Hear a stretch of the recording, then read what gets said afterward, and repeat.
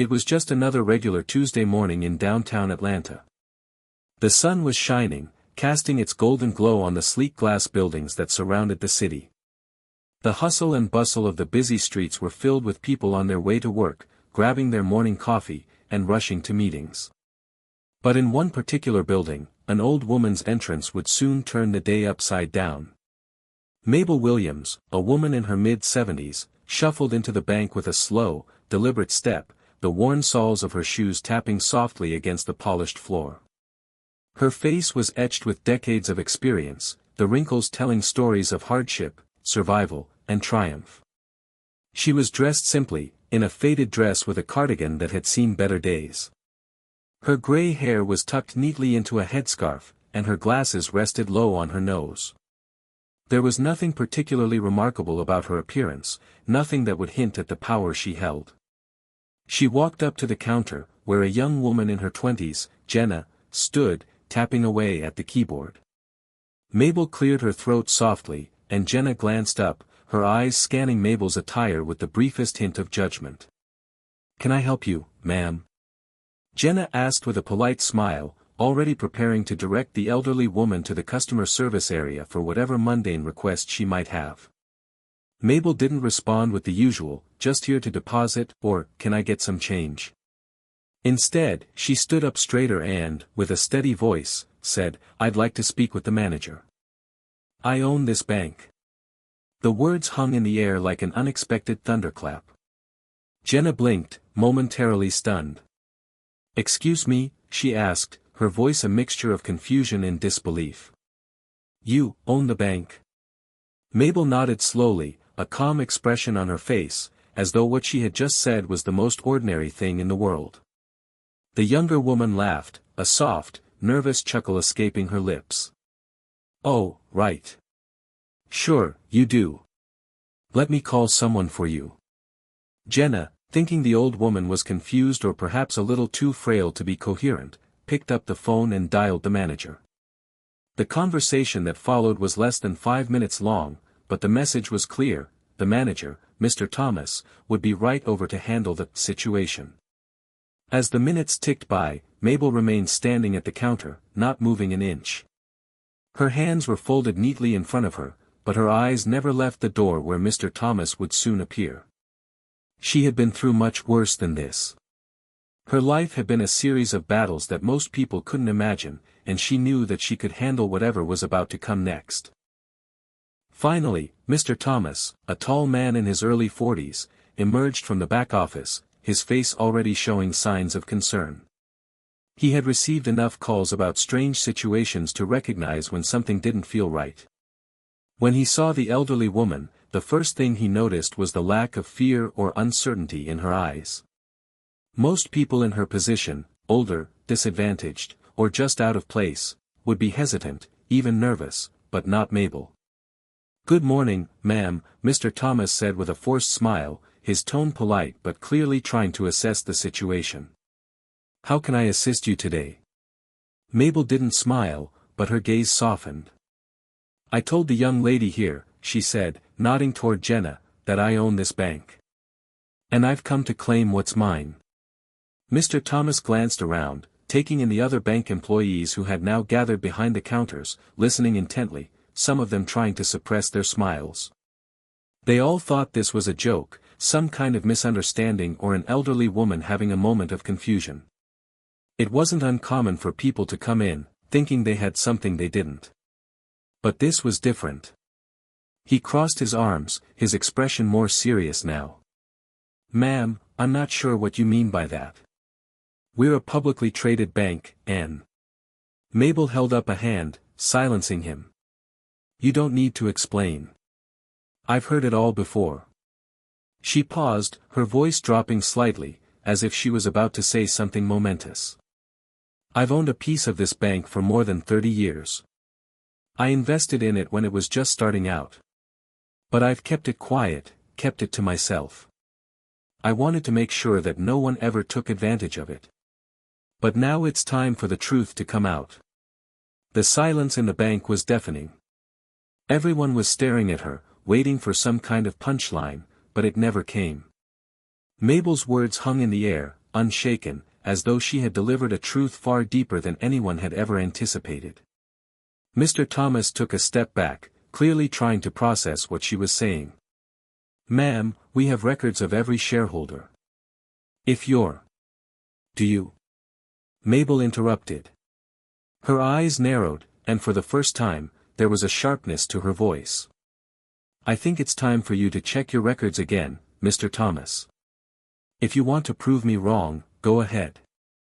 But I'll tell you this, you won't." The entire bank was now watching, and a murmur spread through the room. Mr. Thomas, clearly unsettled by the unshakable confidence of the elderly woman, nodded stiffly. "Okay," he said slowly. "I'll have someone check the records. But if this is some kind of mistake—" "I don't make mistakes," Mabel said softly, her tone unwavering. And with that, the manager walked away, unsure of what he was about to uncover, but certain of one thing: something big was about to happen. As he disappeared into the back office, Mabel remained where she stood, the air around her thick with anticipation. She had done everything she needed to do. The ball was in their court now. She wasn't worried. She had waited a lifetime for this moment. And she wasn't leaving until they knew the truth. Hit subscribe and leave a comment with where you're watching from. This story might just spark a new beginning. What's one thing that always pushes you forward, even when things get tough?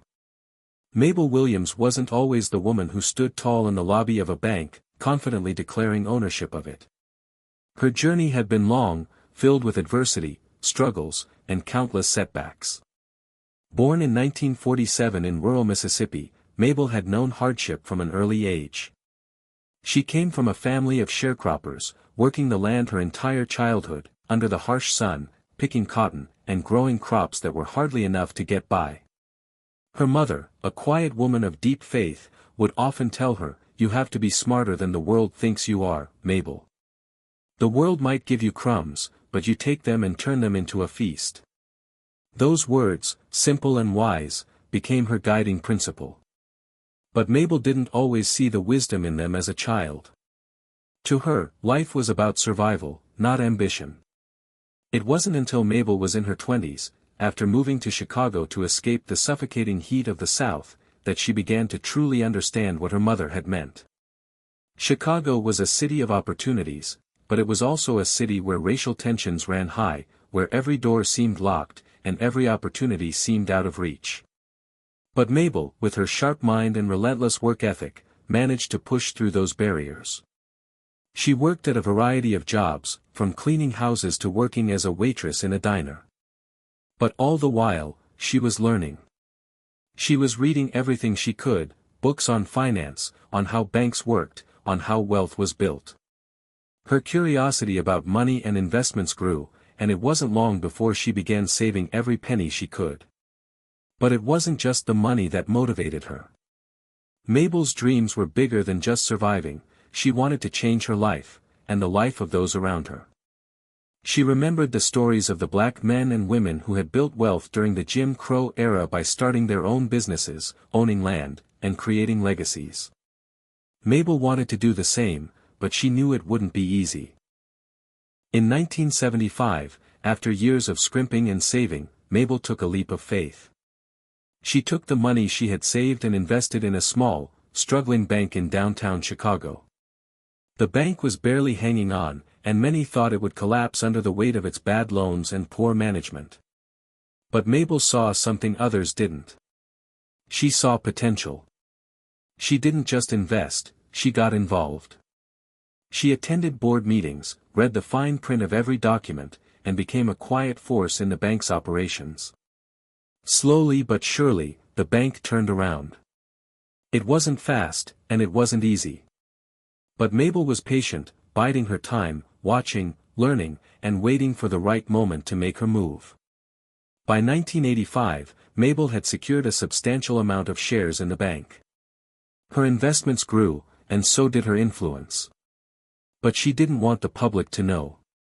She didn't want the attention. She wanted to protect her wealth and her role in the business. And so, for decades, Mabel remained a shadow in the background.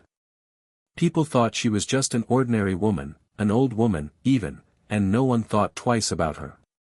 But they were wrong.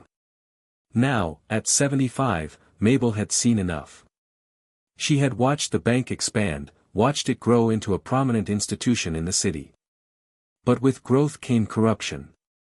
The same greed and negligence that had nearly destroyed the bank all those years ago had crept back in.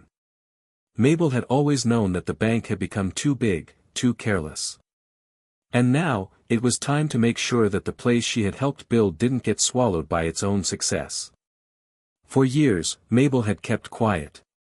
But now, after watching executives mismanage funds, making decisions that benefited only themselves while the customers suffered, Mabel felt it was time for the truth to come out. The bank was hers. She had earned it, fought for it, and protected it. And now, she would take her rightful place as the true owner of the institution. As she stood in the lobby of the bank, waiting for the manager to return, her thoughts drifted to her family. She had one grandson, Lamar, who was the light of her life. He was bright, ambitious, and everything Mabel had hoped for him to be. But even Lamar had no idea of the extent of his grandmother's wealth and influence. She had kept it hidden, hoping that one day, when he was older, he would understand the value of hard work, knowledge, and sacrifice. Lamar had always been skeptical about Mabel's quiet nature. He had seen her work tirelessly over the years, running her small business, making smart investments, but he never imagined that she owned a part of something as big as the bank. He often teased her, calling her the quiet queen of the city, but now, as he heard the rumors of her bold claim, he couldn't help but wonder, could it be true? As Mabel stood there, lost in thought, the door to the back office opened, and Mr. Thomas emerged. He had a slightly pale face, his usually confident stride slowed. He looked at Mabel, then at his staff, who had now gathered around, whispering in hushed tones. The air in the bank had shifted. What had begun as a laughable claim was now something far more serious. "I've looked through the records, ma'am," Mr. Thomas said, his voice soft but firm. "You were right. You do own a significant portion of this bank. I don't know how this slipped through the cracks, but it appears you have more control here than we realized." The silence that followed was thick, as if the entire room was holding its breath. Mabel said nothing, just nodded slowly, as if she had expected this all along. She wasn't surprised. She had known this day would come. The young woman, Jenna, who had initially dismissed Mabel's claim, now stood frozen, her mouth slightly ajar. The other employees, who had once snickered at Mabel's words, now looked on in stunned silence. Mabel finally spoke, her voice calm and steady. "I told you I own this bank. And I don't just own a piece of it. I've been here from the beginning. It's time for the truth to be known. I'm not going anywhere. And neither is this bank." The truth was undeniable now. Mabel Williams was not just any old woman off the street. She was a force to be reckoned with.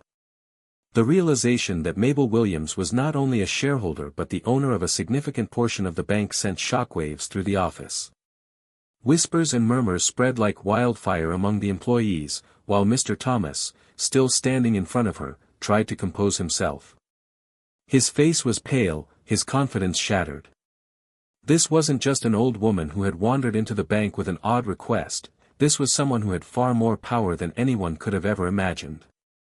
"I'm going to need some time to process this, ma'am," Mr. Thomas stammered, his usual smooth demeanor now replaced by uncertainty. "There's a lot to go over, and the board, they'll need to be informed. This is a big deal. We can't just make decisions on our own here." Mabel nodded slowly, her eyes locked on him. She didn't flinch. She didn't seem surprised. In fact, she appeared almost calm, as if this moment, this reaction, had been inevitable. "I'm not here to make things difficult," Mabel said, her voice low but powerful. "I'm here to ensure the bank runs as it should. No more, no less. I'm not interested in being in the spotlight. I've kept my ownership quiet for a long time, but this has gone too far. You've mismanaged it, and I won't stand by and let it crumble. The tension in the room was palpable. The employees stood motionless, unsure of how to react. Some, like Jenna, looked at Mabel with a new sense of awe and respect. Others, who had once laughed at her claim, now exchanged nervous glances, wondering what was coming next. Mr. Thomas, recovering slightly, cleared his throat. I understand. But we can't make any decisions without consulting the board and legal counsel. There are procedures for these kinds of matters. You do that, Mabel replied, her voice cutting through the air like a knife. But remember, I've been in this game longer than you've been alive. I'm not some retiree looking to dip my toes into something I don't understand. I've watched you all long enough. As Mr. Thomas turned to make the necessary calls, Mabel's mind wandered. The next few hours would determine everything, how far this battle would go, how much control she could reclaim. But she had waited decades for this moment, and she wasn't about to back down now. Her heart raced with a quiet determination. Lamar, Mabel's grandson, had no idea what was unfolding at the bank. He was at work, managing his own small tech startup, focused on a crucial pitch to investors that afternoon. But the sudden texts and calls from relatives began to flood in, all asking the same question, have you heard about Grandma? At first, he brushed it off. Mabel had always been known for her quirky ways. But then, his assistant pulled up a news alert on his phone, and Lamar's heart skipped a beat. Elderly woman claims ownership of Atlanta's largest bank. Bank CEO and executive stunned by allegations. The headline was surreal. It seemed like something out of a bad sitcom. Mabel, the sweet, quiet matriarch of the family, the woman who had always kept to herself, was now the subject of a major financial dispute. Lamar stared at the screen for a moment, disbelief washing over him. Was this a joke? Was someone playing a prank on the old lady? But as the details of the story began to sink in, Lamar realized this was real. His grandmother had done the unthinkable, she had just walked into a bank and claimed to own it. A mix of shock and curiosity took over him. Was she really the one pulling the strings? Or was this all some huge misunderstanding? Lamar had always thought of Mabel as a quiet, humble woman who never sought the spotlight. Sure, she was tough, he had learned that growing up, but owning a bank? That wasn't something he had ever expected. Without wasting another second, Lamar grabbed his keys and rushed out the door. He had to get to the bank, to find out exactly what was going on. He had to see it with his own eyes. Back at the bank, Mr. Thomas had already begun making calls, his voice low as he spoke to the board members, his frustration mounting. He had thought he had a handle on things. He had risen to the top of the bank, become its CEO, but this? This was far beyond anything he could have anticipated. How had Mabel, of all people, ended up holding such power? The employees began to gather in small groups, some discussing quietly amongst themselves, while others stood near the windows, staring out at the street. Mabel remained standing near the front desk, her back straight, her hands folded in front of her. Her eyes, calm but piercing, were fixed on the door. She wasn't worried. She had known this moment would come. Minutes passed. Then, finally, Mr. Thomas returned with an air of reluctant authority. All right, ma'am. We've spoken with the board. There's no doubt about it, you have a substantial stake in the bank. In fact, it looks like you own over 25% of the shares. But, this is a complex situation. The bank is not just some small business. We need to sort out the legalities. There's a lot of red tape. Mabel listened attentively but said nothing. She wasn't in a hurry. She had waited a long time to see this day come to fruition. She knew that the legal battle ahead would be long and complicated. But she was ready. She had never backed down from a challenge in her life. You can take all the time you need, she said calmly, her voice steady. But you'll be hearing from my lawyer soon. And when we're done, things will be different around here. Better, if you ask me. Mr. Thomas didn't respond immediately, his mind spinning as he tried to figure out what came next. He had been blindsided, and now the power dynamics had shifted in a way he had never expected. But this wasn't just about power, it was about control. Mabel had been silent for so long, but now that she had revealed her cards, there was no turning back. The battle for control of the bank had just begun, and no one, not even the CEO, knew how it would end. Meanwhile, Lamar's car sped down the streets of Atlanta, his thoughts racing. What was his grandmother really capable of? What kind of woman had she become? He knew she had always been sharp, but the depth of her involvement in the bank shocked him. He had to get there fast. This was more than just a family matter now, it was a battle for something much bigger. As Lamar's car sped through the busy streets of Atlanta, his mind raced with questions. What had his grandmother gotten herself into? Mabel had always been a woman of mystery, keeping to herself, handling her own business quietly. But owning a part of the largest bank in the city? That was a whole other level. Lamar had always known that Mabel was sharp in a way that sometimes made him feel like he was the one who needed to catch up. As a young tech entrepreneur, he thought he had the world figured out, but his grandmother's actions made him wonder if there was a whole other kind of intelligence, one that operated quietly in the background, unseen and unacknowledged. His phone buzzed. It was a message from his mother, "Get to the bank, now. They're already talking about calling the police." Lamar's stomach sank. Calling the police? Was his grandmother really in that much trouble? For a moment, he thought about turning around, heading back to his office, but that was impossible now. Mabel had just stepped into a storm, and he needed to understand why. As he pulled into the parking lot of the bank, he saw that things were already tense. Outside, a few news vans had gathered, reporters were crowding around, and several security guards were standing in front of the building, their eyes scanning the crowd. The weight of the situation hit Lamar all at once. This wasn't just some family squabble. His grandmother had become a public figure, and the bank was in full-blown crisis mode. The media's cameras were trained on the door, and Lamar couldn't help but feel a knot form in his chest. This wasn't the kind of attention Mabel wanted. He entered the building, and the tension inside was thick enough to cut with a knife. Mr. Thomas, the CEO, was in the middle of a heated conversation with several lawyers, while other executives huddled near the windows, speaking in hushed tones. Mabel stood by the front desk, calmly watching everything unfold. When she saw Lamar, she smiled, but there was a quiet resolve in her eyes. She wasn't rattled. "Grandma," Lamar said, walking up to her, his voice low. "What's going on? The whole city is talking about you." Mabel glanced at him with a small chuckle. "Let them talk. Let them gossip. The truth's out now, and they can't take it back." Her words were calm, but Lamar could see the steely confidence in her posture. She was unshaken, and that scared him more than anything else. "They want to call the police," Lamar said, his brow furrowed. "Why don't we just leave before things get worse?" Mabel shook her head. "I'm not going anywhere, Lamar. This bank is as much mine as it is theirs. I've been patient, I've waited for them to do the right thing, but they've had their chance. Now it's time to take control. You know I don't make empty threats."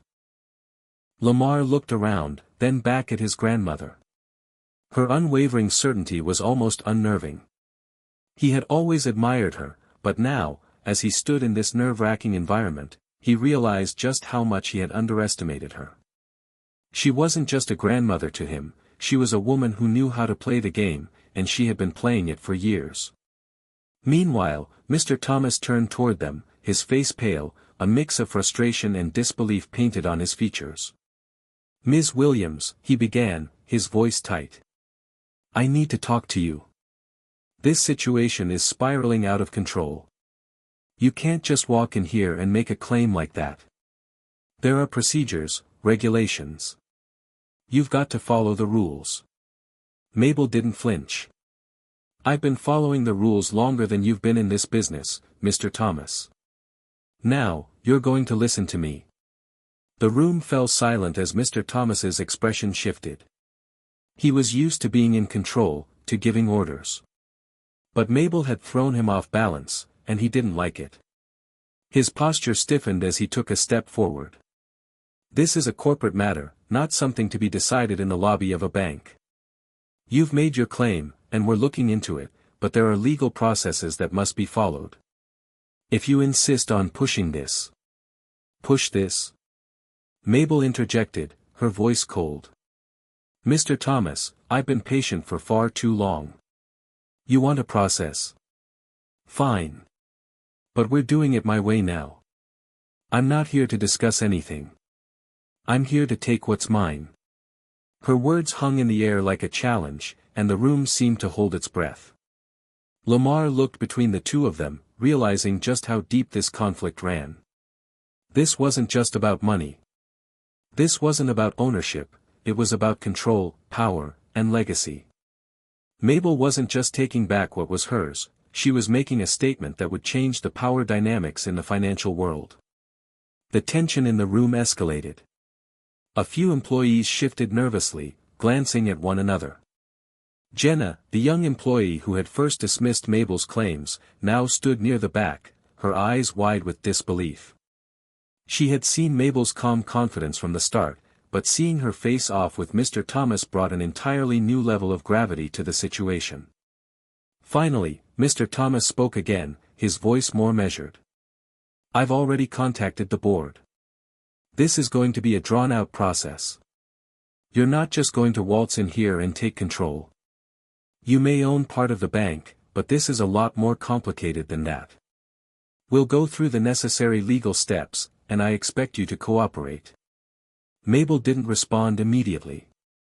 She just stood there, her arms crossed, watching him. It was clear that she wasn't going to be intimidated.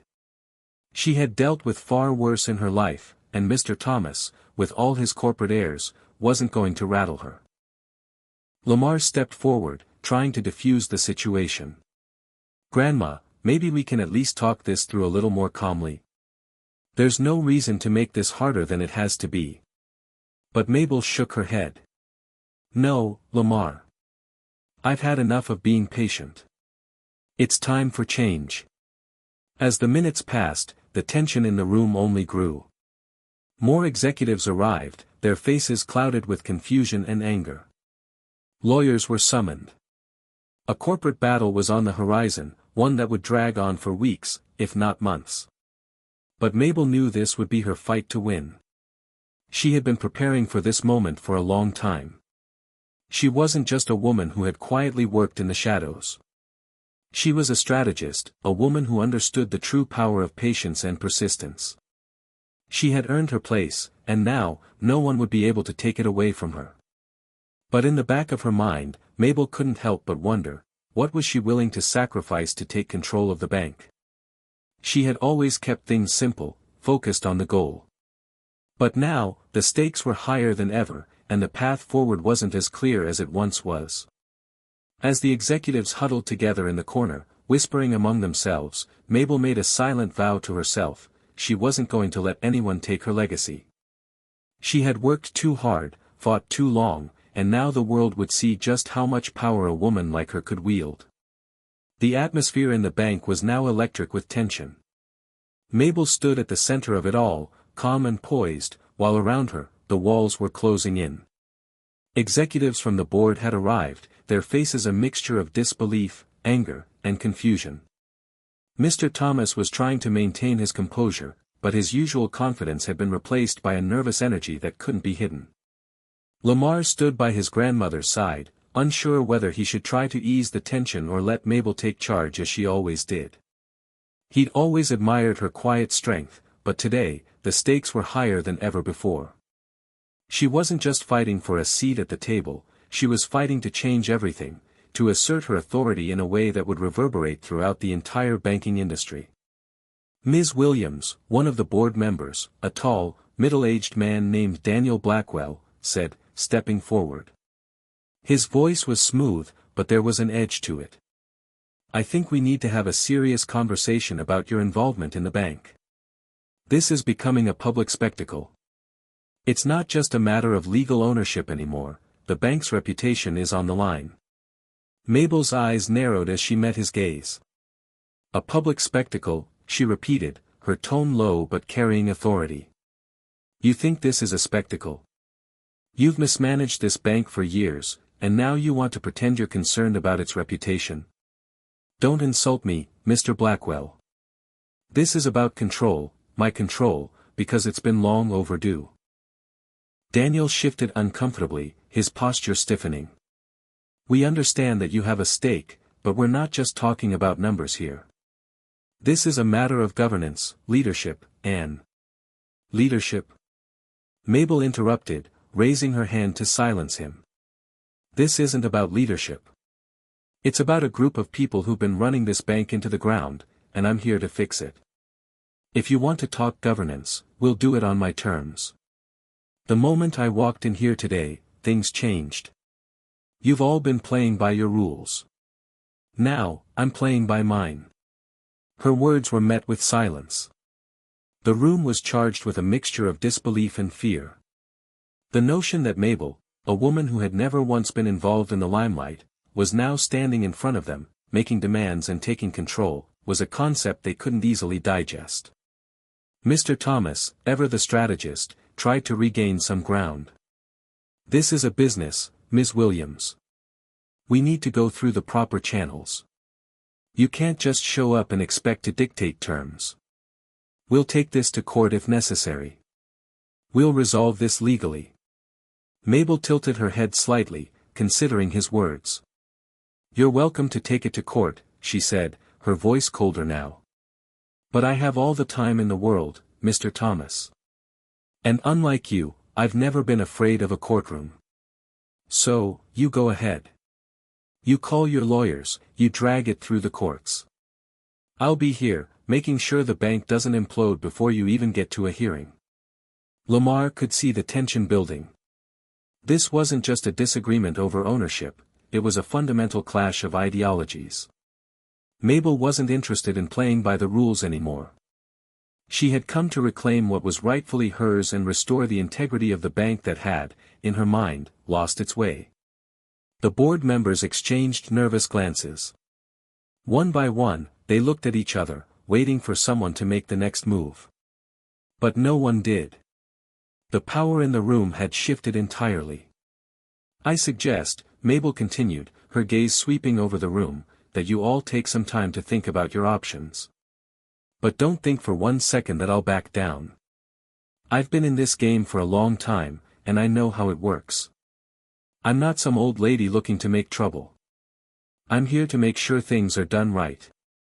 Her voice dropped, and she leaned in, her words soft but firm, and let's be clear, if you think you can push me around, think again. I've had enough of your games. A tense silence filled the room as Mabel's words sunk in. Lamar stood beside her, the weight of the moment hitting him fully now. He'd always known his grandmother was a force to be reckoned with, but seeing her in action like this, it was something else entirely. This wasn't just about reclaiming a bank, it was about changing the very dynamics of power. And as he watched the room of high-powered executives squirm, Lamar couldn't help but wonder what his role in this battle would ultimately be. Outside the bank, the media circus was escalating. News outlets had picked up on the story, and a steady stream of reporters had gathered in front of the building. Cameras flashed as journalists shouted questions toward the entrance, their voices a cacophony of speculation and intrigue. The world was watching. Lamar could feel the eyes of the public turning toward them.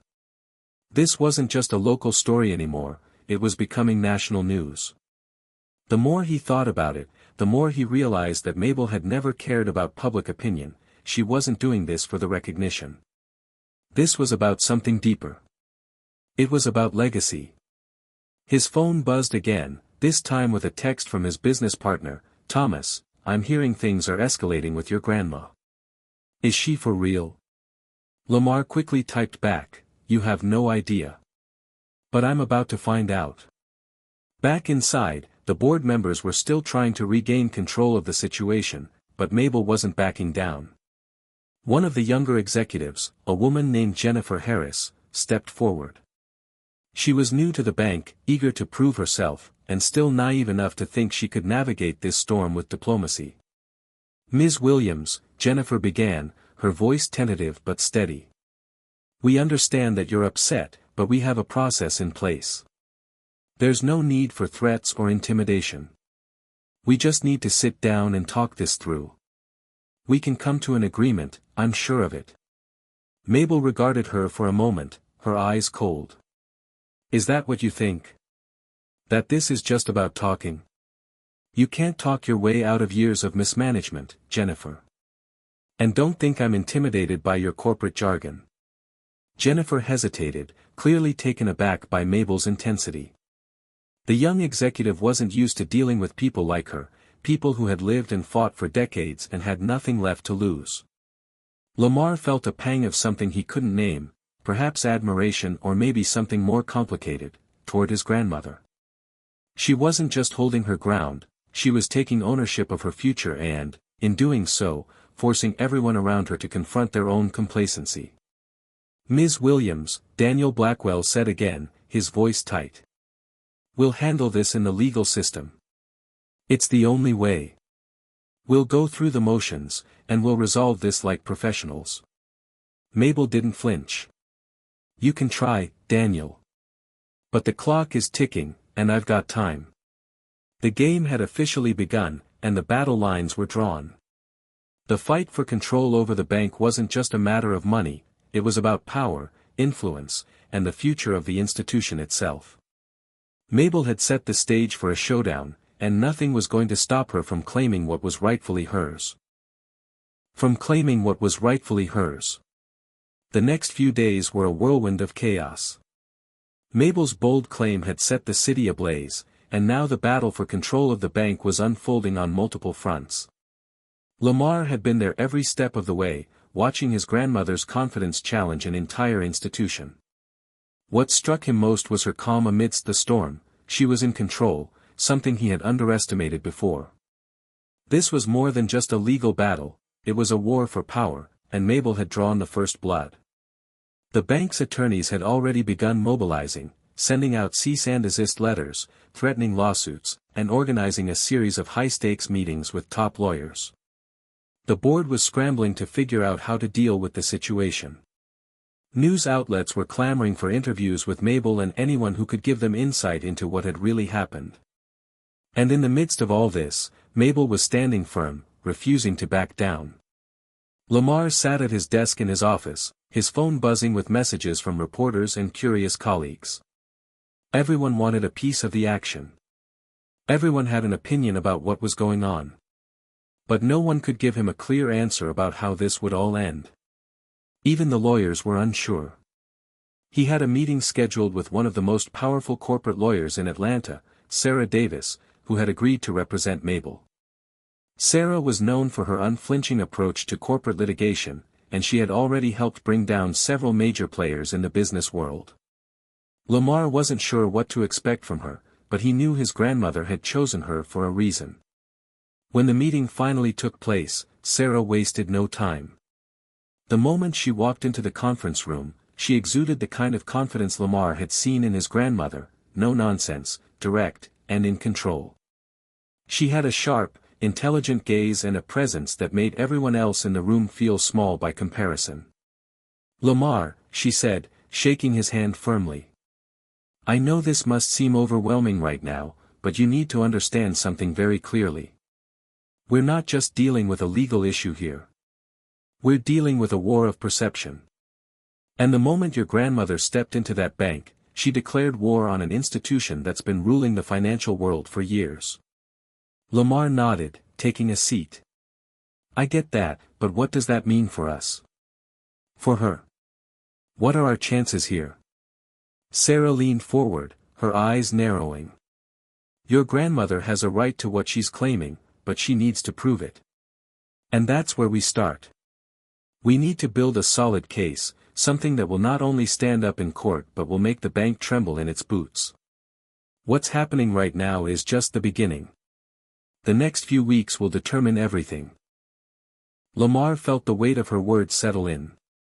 The battle was just beginning. But Sarah's confidence was infectious, and he knew she was the kind of lawyer who could take on the corporate giants.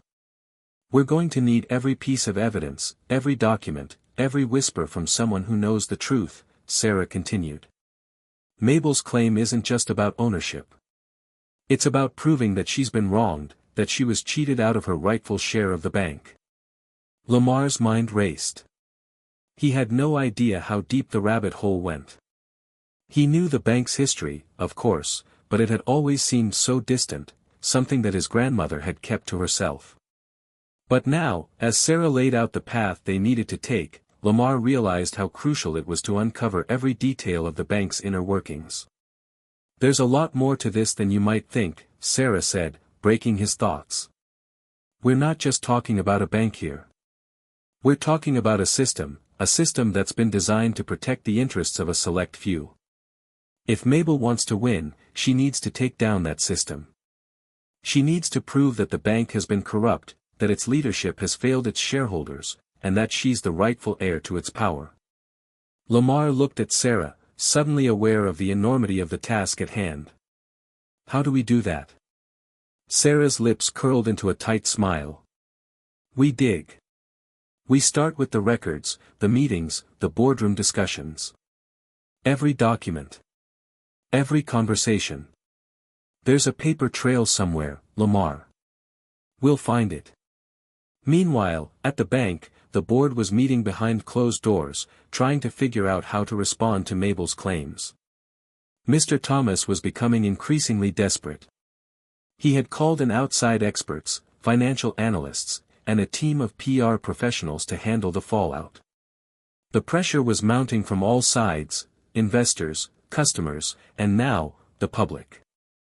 The bank's reputation, once ironclad, was starting to crack. Thomas had just received a call from one of the senior investors, a man named Gerald Brooks, who demanded an update. The news of Mabel's claim had sent shockwaves through the industry, and now, Brooks wanted answers. "Thomas," Brooks said, his voice low and dangerous, "what the hell is going on? You've let some old woman walk into our bank and start making claims like she owns the place. If this gets out of hand, we'll lose everything. Do you understand that?" Mr. Thomas shifted uncomfortably in his seat. He had been caught off guard by Mabel's audacity, but now, as the pressure mounted, he realized just how much was at stake. If Mabel's claim turned out to be true, it would fundamentally change everything. He had worked for years to build up the bank's reputation, and now, one woman was threatening to undo it all. "We're handling it, Gerald," Thomas said, trying to keep his voice steady. "But it's complicated. She's not backing down, and the lawyers are digging into our records. We're going to have to take this to court, and it's going to be a fight." "A fight?" "I don't want a fight, Thomas," Brooks spat, his tone now rising. "I want her gone. I want this over before it even starts. Do whatever it takes to make sure she's silenced." Mr. Thomas hesitated. He knew what Brooks was implying. It wasn't a question of legality anymore. It was about power. And right now, Mabel had the upper hand. "We're working on it," Thomas said, trying to reassure his investor. "But if this goes public, we'll lose everything. We need to contain this, and fast." Later that evening, Lamar sat with his grandmother at the small kitchen table in her house. The media frenzy had only intensified since the bank's lawyers had stepped in, and the tension in the air was palpable. "You're going to fight them, aren't you, Grandma?" Lamar asked, his voice heavy with the weight of everything that had transpired. Mabel looked at him with a smile, a mixture of warmth and resolve in her eyes. "Of course, Lamar. I'm not here to back down. This is about showing everyone that no one, not even a bank, can push me around. They've made a mistake. And now, they're going to regret it." Lamar couldn't help but feel a surge of pride. His grandmother was a force to be reckoned with, and now he understood why. She wasn't just fighting for herself, she was fighting for a change, for fairness, and for everything that had been taken from her. The game had truly begun. And Lamar knew there would be no turning back. The battle for the bank was heating up, and with it came the pressure to find the evidence that would tip the scales in Mabel's favor. Lamar had known for years that his grandmother was a woman of mystery, a quiet force in the background, but now he was beginning to realize just how much she had sacrificed, how much she had kept hidden. Her claim to the bank was no longer just a matter of ownership, it was a matter of exposing a deeply entrenched system of corruption. Sarah Davis, the corporate lawyer, had begun her work by scouring the legal archives, contacting former employees, and digging into the bank's history. She had come to a realization early on that would change everything. Mabel's claim wasn't just based on the papers, but on the story that the papers told. Behind every decision, behind every signature, there were hidden layers of deceit, mismanagement, and manipulation. And if they could prove that, they could bring the entire bank to its knees. Lamar, Sarah said one evening as they sat around a conference table, stacks of papers in front of them. I've been going through old records, shareholder meeting minutes, and even the tax filings from the last few decades. There's something here, something that could change everything. Lamar leaned forward, his curiosity piqued. What do you mean? Your grandmother's stake in the bank wasn't just ignored, Sarah explained. It was actively minimized. There are documents that show her shares were diluted over the years, deliberately, through backdoor deals and hidden transactions. Whoever was in charge at the time made sure she was sidelined. Lamar felt a knot tighten in his stomach. He had always known his grandmother had been involved in the bank, but he hadn't known the extent of it. So, this wasn't just a mistake or an oversight. No, Sarah replied, shaking her head. This was deliberate. The bank's leadership saw Mabel as a threat, someone who could potentially upend their control. So, they made sure to keep her out of the decision-making process, even though she was one of the original stakeholders. This was calculated, Lamar. And we've got the proof now. Lamar's mind raced as the implications of Sarah's words sank in. This wasn't just a business dispute, it was a fight for justice. His grandmother wasn't some opportunistic outsider trying to claim what wasn't hers. She had been wronged, manipulated, and pushed aside. And now, it was time to make it right. I'm going to need to see everything, Lamar said, his voice firm. I need to understand the full picture. Sarah handed him a thick folder, and as Lamar flipped through the pages, he saw records of stock dilution, secret board meetings, and letters that showed how Mabel's role in the bank had been deliberately reduced. It was all there, proof of a well-orchestrated campaign to erase her influence. That's not all, Sarah continued. I spoke to a few former employees, people who worked at the bank when your grandmother was involved. They remember her well.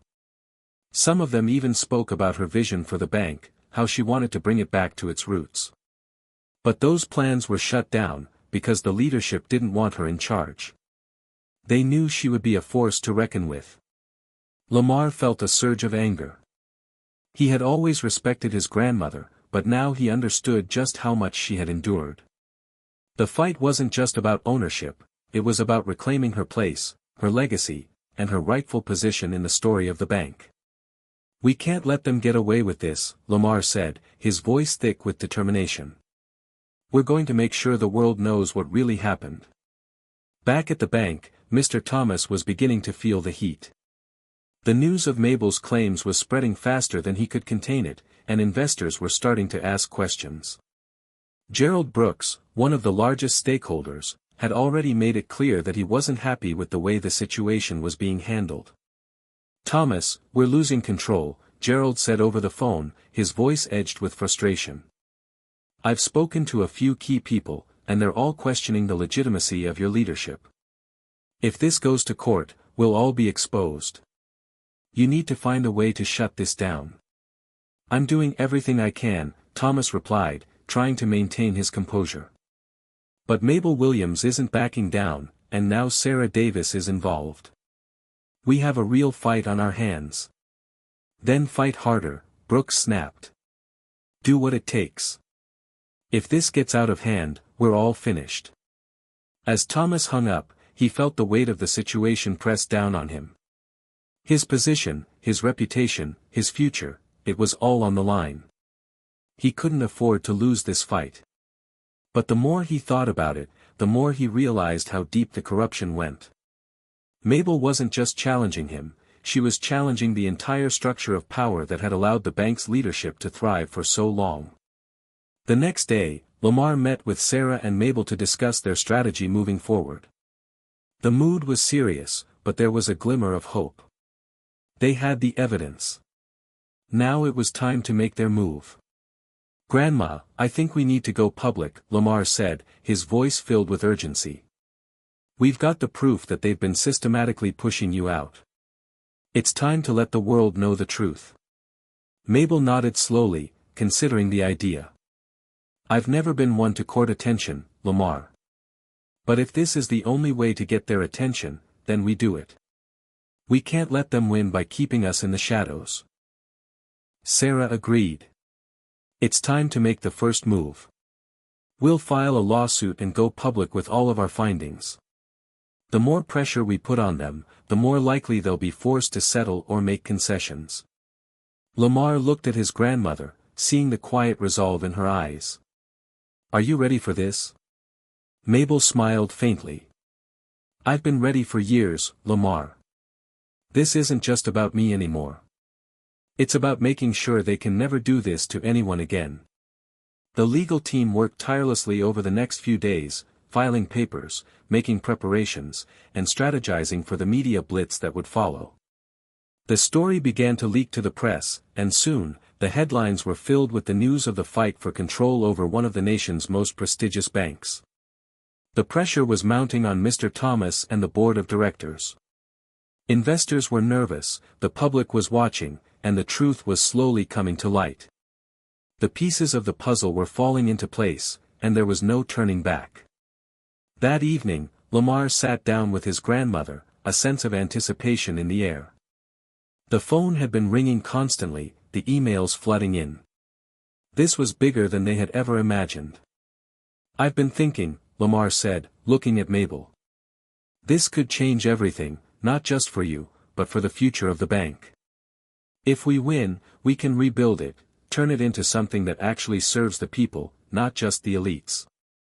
Mabel smiled, a rare expression of warmth. "It's not just about the bank, Lamar. It's about showing everyone that they can't erase you. That's the lesson. They can't take what's rightfully yours. And they can't take what's rightfully anyone else's." Lamar nodded. The fight wasn't just about financial gain or even ownership, it was about reclaiming power and dignity in a world that had tried to silence people like his grandmother for far too long. The moment Mabel's legal battle went public, the media frenzy exploded. News outlets, social media platforms, and every television network were buzzing with stories about the elderly black woman claiming she owned one of the largest and most powerful banks in the country. Reporters flooded Mabel's small neighborhood, camera crews standing at every corner, and questions flying from every direction. The story had become bigger than anyone had anticipated, and the pressure was mounting on both sides. Lamar watched from his grandmother's kitchen table as reporters huddled outside their window, microphones aimed directly at the house. The phone rang non-stop, the calls coming from all corners of the country. Some were from curious journalists, others from potential supporters, and a few from skeptical investors wanting clarification. Mabel, however, remained calm, as if this kind of attention was nothing more than a small inconvenience. She had lived through the most unimaginable struggles in her life, and this media storm, while chaotic, didn't shake her resolve.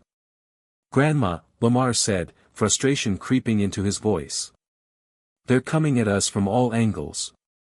The media's pushing us to make a statement, but every time I turn around, they're twisting the story."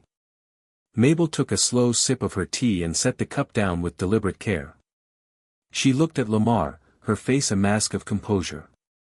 "Let them twist it all they want.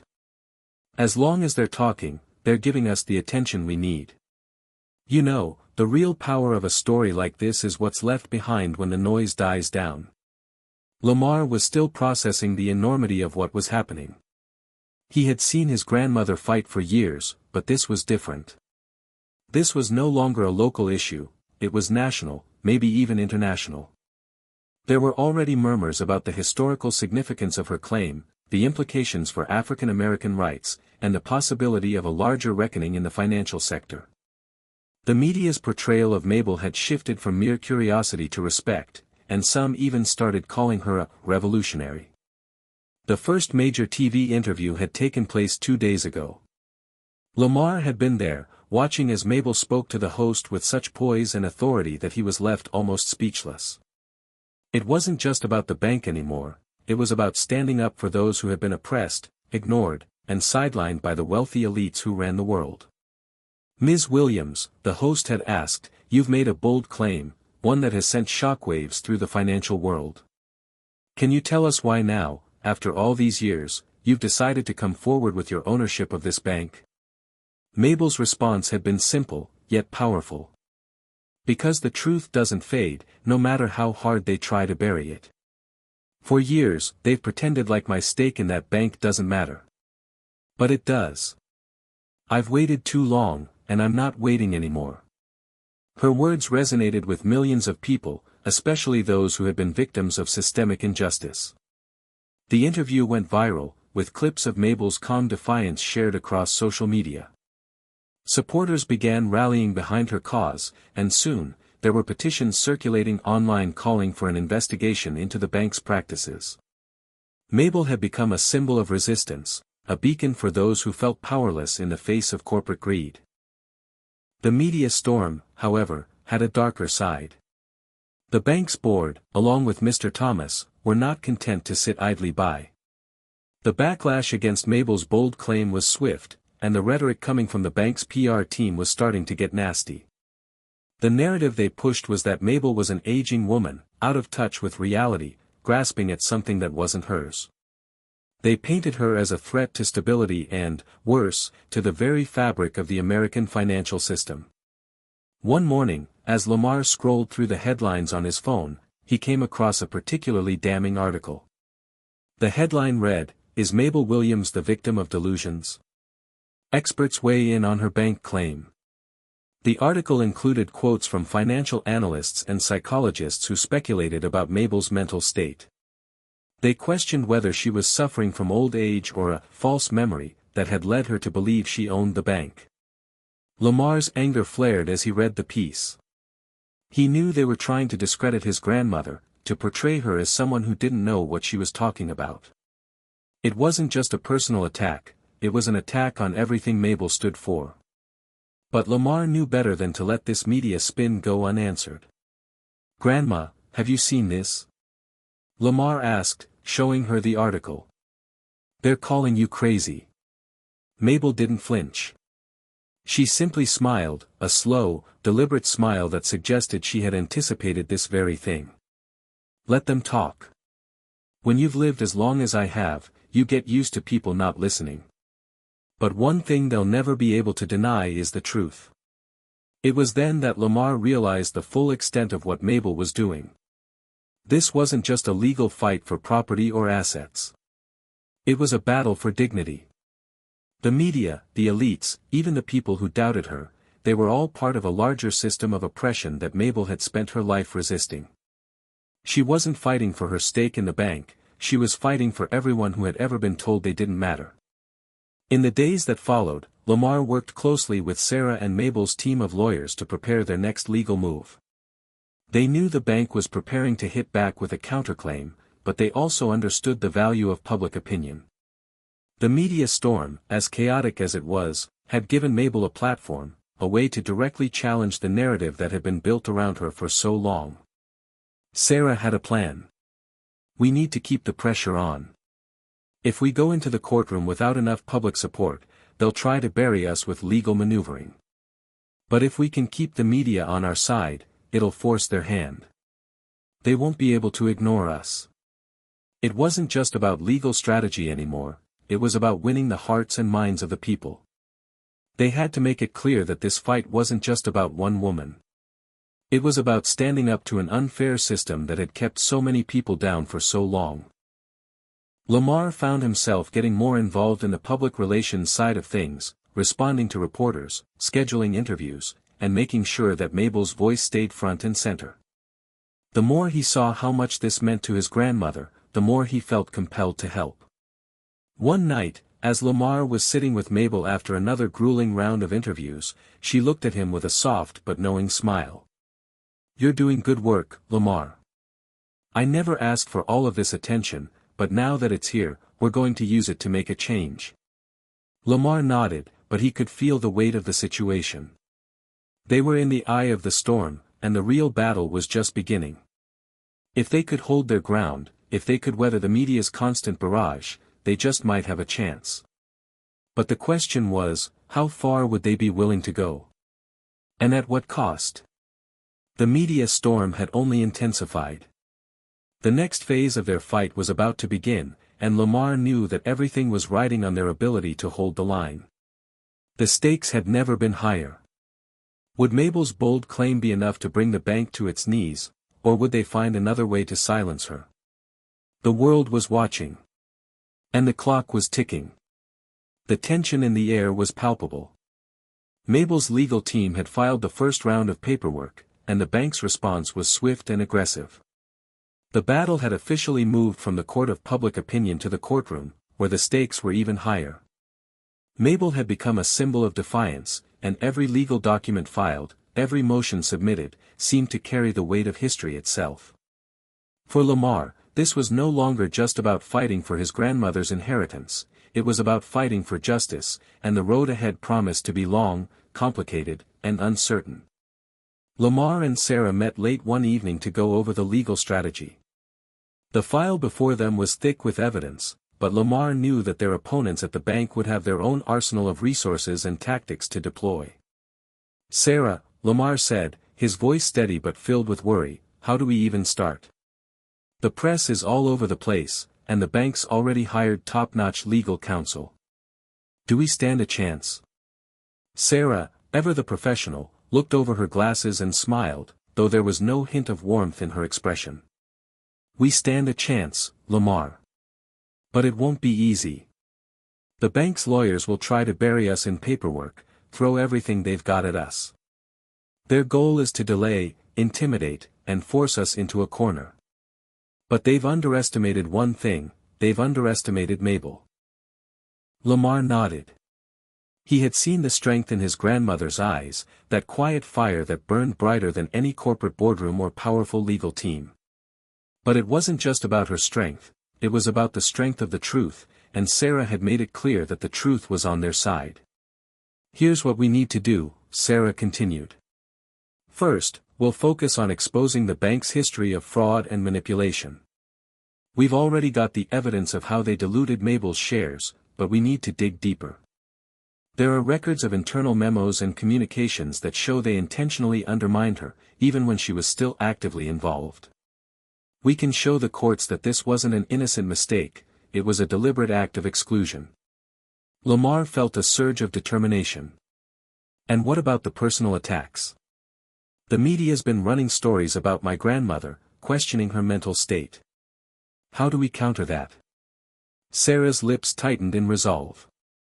"We counter it by bringing the focus back to her accomplishments.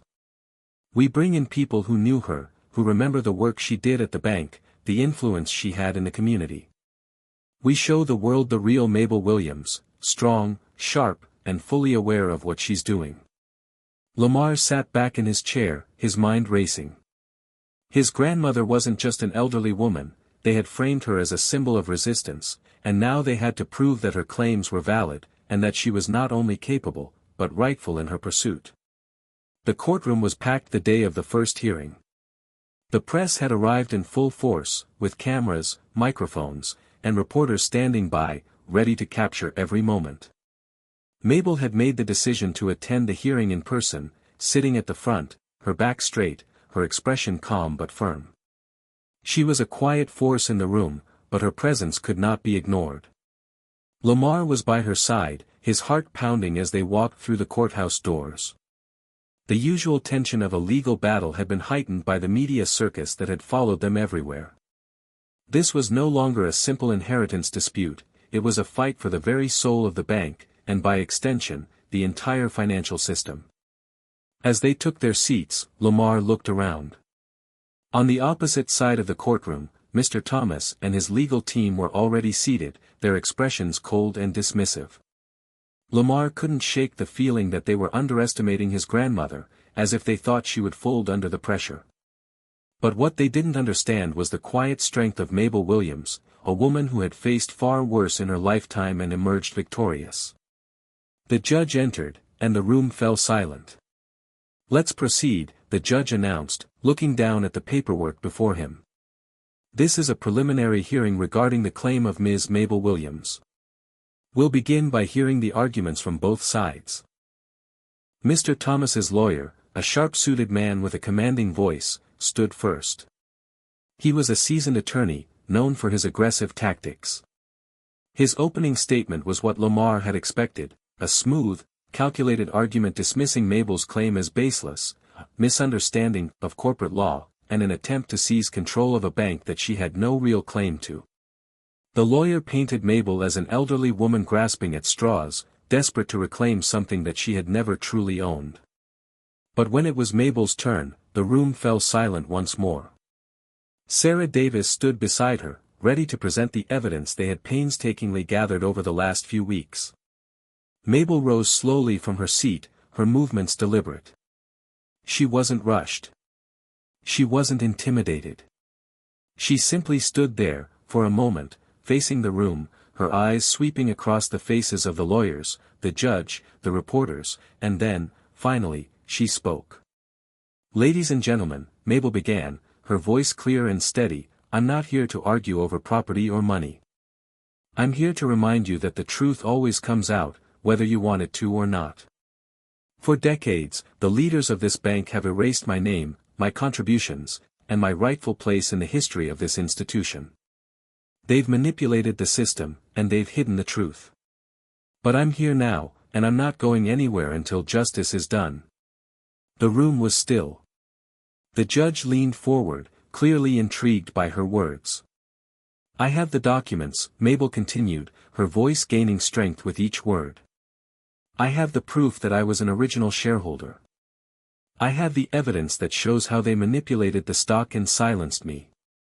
But most of all, I have the truth on my side. You can call me many things, but you can't call me a liar." There was a beat of silence before the courtroom erupted in a murmur. Lamar could see the expressions on the faces of Mr. Thomas and his team, their smugness had faltered, replaced by a flicker of uncertainty. Mabel's statement had not been a plea for sympathy. It had been a declaration of war. She was standing tall, defying everything they had tried to erase about her. And now, the battle was truly on. After the hearing, Lamar couldn't help but feel a sense of pride for his grandmother. Her words had struck a chord, not just with the judge, but with everyone in that room. This wasn't just a legal battle, it was a fight for her legacy, for the respect she had earned but never been given. And now, with the first strike delivered, they were on their way to something bigger. But as the courtroom emptied, Lamar knew that the fight was far from over.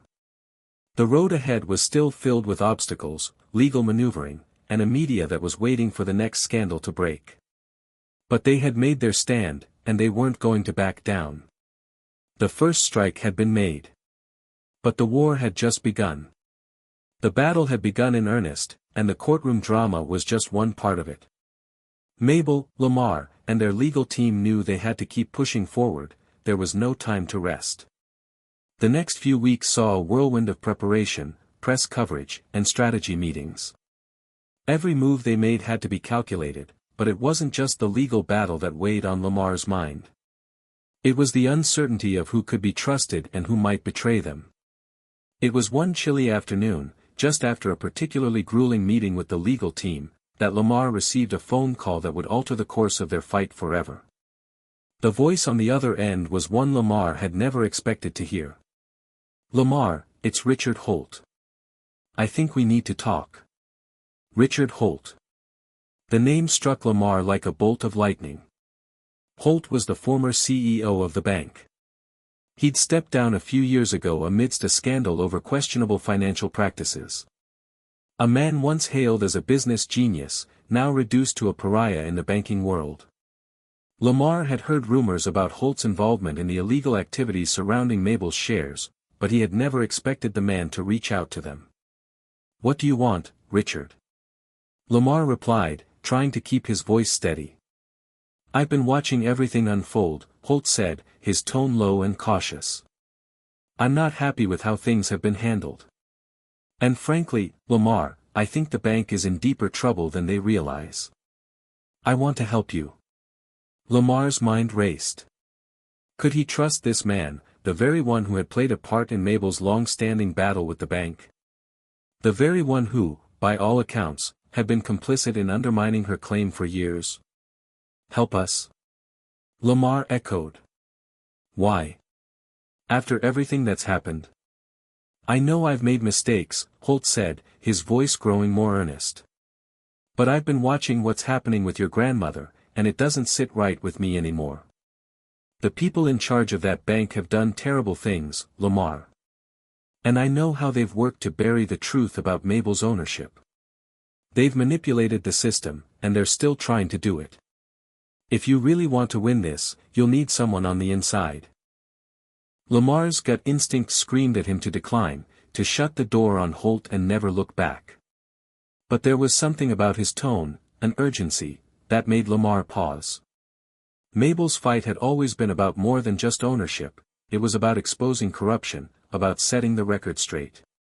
Maybe Holt's knowledge could give them an edge.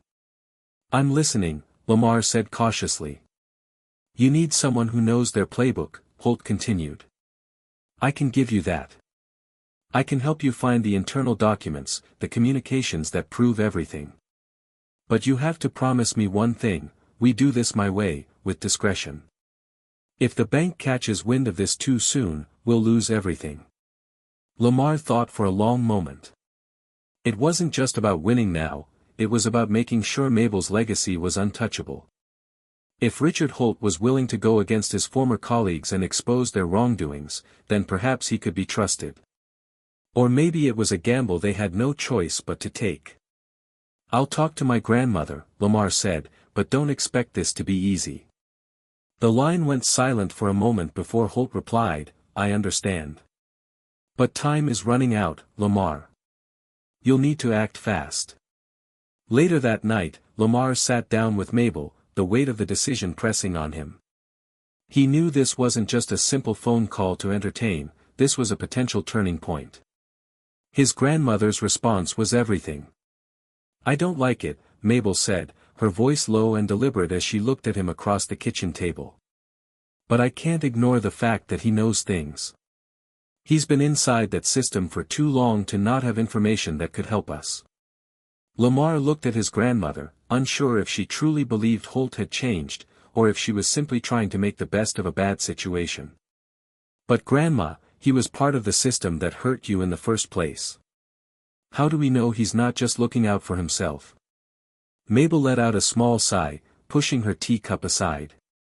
"Sometimes, you have to use the tools available to you, even if those tools were once your enemies. If Holt is genuine about helping, then we use him. But remember, Lamar, this is about our dignity, not their games." Lamar nodded, feeling a weight in his chest. His grandmother's words always had a way of cutting through his doubts. He understood the stakes, and he knew the path they were walking was dangerous. But if they were going to take down the system that had oppressed them for so long, they had to be willing to make tough choices. The next morning, Lamar arranged a meeting with Richard Holt. They met at a small, discreet cafe far from the prying eyes of the media. Holt arrived in a plain suit, looking older and more tired than Lamar had expected. But there was a sharpness in his eyes that suggested he hadn't lost his edge. "I don't have all the answers, Lamar," Holt said as they sat down, "but I know how this system works. I know what they've been hiding, and I'm willing to give you everything I've got. But you need to be careful. If they find out, you're all in danger. The power they have is not something you can easily walk away from." Lamar looked at him, weighing his words. "We're already in danger. And we've been fighting for a long time. This isn't just about the bank anymore, it's about making sure this kind of thing never happens again." Holt leaned back, glancing around the cafe before he spoke again. Then I'll help you. I'll get you access to the files. I'll bring you the smoking gun. Lamar extended his hand, the decision made. Then let's do this. Let's turn the tables. The next few days were a whirlwind of activity. Holt, keeping his word, began providing crucial information, documents, emails, and insider reports that would reveal the bank's secret dealings. These were the kinds of documents that had been buried for years, and they were about to change everything. Mabel's legal team worked around the clock to sift through the evidence, while Lamar helped coordinate with the press, ensuring that they didn't miss a moment of the developing story. Holt's information began to reveal just how deep the corruption ran, and the walls of the bank's carefully constructed facade started to crack. But Holt's involvement wasn't without risks. Lamar couldn't help but feel a growing sense of dread, knowing that the deeper they dug, the more dangerous the fight would become. And soon, the stakes would rise higher than ever before. As they prepared for the next legal battle, Lamar found himself in awe of his grandmother's resilience. Mabel had endured so much in her life, fighting for equality, fighting for justice, and now, she was fighting for something even greater, the truth. It wasn't just about a bank anymore, it was about exposing the system that had kept so many people in the dark for so long. The world was watching, and Mabel was about to give them something they couldn't ignore. Hit subscribe and leave a comment with where you're watching from. This story might just spark a new beginning. What's one thing that always pushes you forward, even when things get tough? The days after Lamar's meeting with Richard Holt felt like a blur. The information they had started to uncover was powerful, but it also created new risks. Each document, each new piece of evidence brought them closer to a truth the bank desperately wanted to keep hidden. With every breakthrough, Lamar felt the weight of the fight pressing down harder on his shoulders. But he couldn't back out now, not with Mabel depending on him, not when they were so close. They were preparing for the next court hearing, and the stakes had never been higher. Mabel was confident, as always, but Lamar could see the strain in her eyes. The pressure was wearing on her, but she refused to let it show. It was clear that her spirit was unshaken, and in many ways, it was her quiet strength that kept Lamar moving forward. In the days leading up to the hearing, the bank's response grew more aggressive. Press releases came fast and furious, painting Mabel's claim as baseless, and even suggesting that her mental health was in decline. Lamar had expected this, he had been bracing for it, but the venom in the media's portrayal of Mabel still stung. They didn't just want to defeat her claim, they wanted to discredit her completely. It wasn't just the press. Mabel's legal team received multiple threats, anonymous phone calls warning them to back off, mysterious packages left at the office that contained nothing but blank sheets of paper. It was clear, the bank was playing dirty, and they had far more resources at their disposal than Lamar and his grandmother's ragtag group of supporters. But in the midst of all this chaos, something unexpected happened. It was a rainy afternoon when Lamar received a phone call from Sarah. She had news, and it was urgent. "I've got something," she said, her voice crackling through the line. "I don't know how to explain this, but there's something you need to see. It could be the smoking gun we've been waiting for." Lamar's heart skipped a beat. "What is it?" "A file," Sarah replied, her tone low and cautious. "It's a confidential document that was slipped to me by someone on the inside. I'm not sure who it came from, but it's a detailed list of transactions between the bank and several shell companies. Companies that have been used to siphon off millions of dollars in fraudulent transactions. And one of those companies? It's directly linked to Mabel's shares. They've been laundering money, Lamar." Lamar felt his stomach churn. This was the kind of information that could bring the bank to its knees. But at the same time, it was dangerous. Whoever had sent Sarah that file was clearly playing a dangerous game, and the repercussions could be catastrophic. "Where are you?" Lamar asked, his voice steady but filled with urgency. "I'm at the office," Sarah replied. "I'm sending you the documents now. You need to take a look, but you need to be careful. If the wrong people find out about this, it could cost us everything. Lamar didn't hesitate. He drove to Sarah's office immediately, the weight of what was unfolding bearing down on him. He had no idea who had sent the file to Sarah or what their true motives were, but if the document was what it appeared to be, it could turn the entire case around. As Lamar sat in Sarah's office, he went through the files with a growing sense of disbelief. There were detailed spreadsheets, internal memos, and a list of transactions that traced the money back to a web of deceit so vast, it was hard to fathom. But there it was, clear as day, Mabel's shares had been funneled into these fake companies, hidden away while the real profits were redirected to offshore accounts. "This is it," Lamar whispered, his fingers trembling as he clicked through the pages. "This is the evidence we needed." Sarah was looking at him closely, her expression serious. "We can't just take this to court right now. It's too risky. Whoever's behind this will do everything they can to stop us. We need to be prepared." Lamar nodded.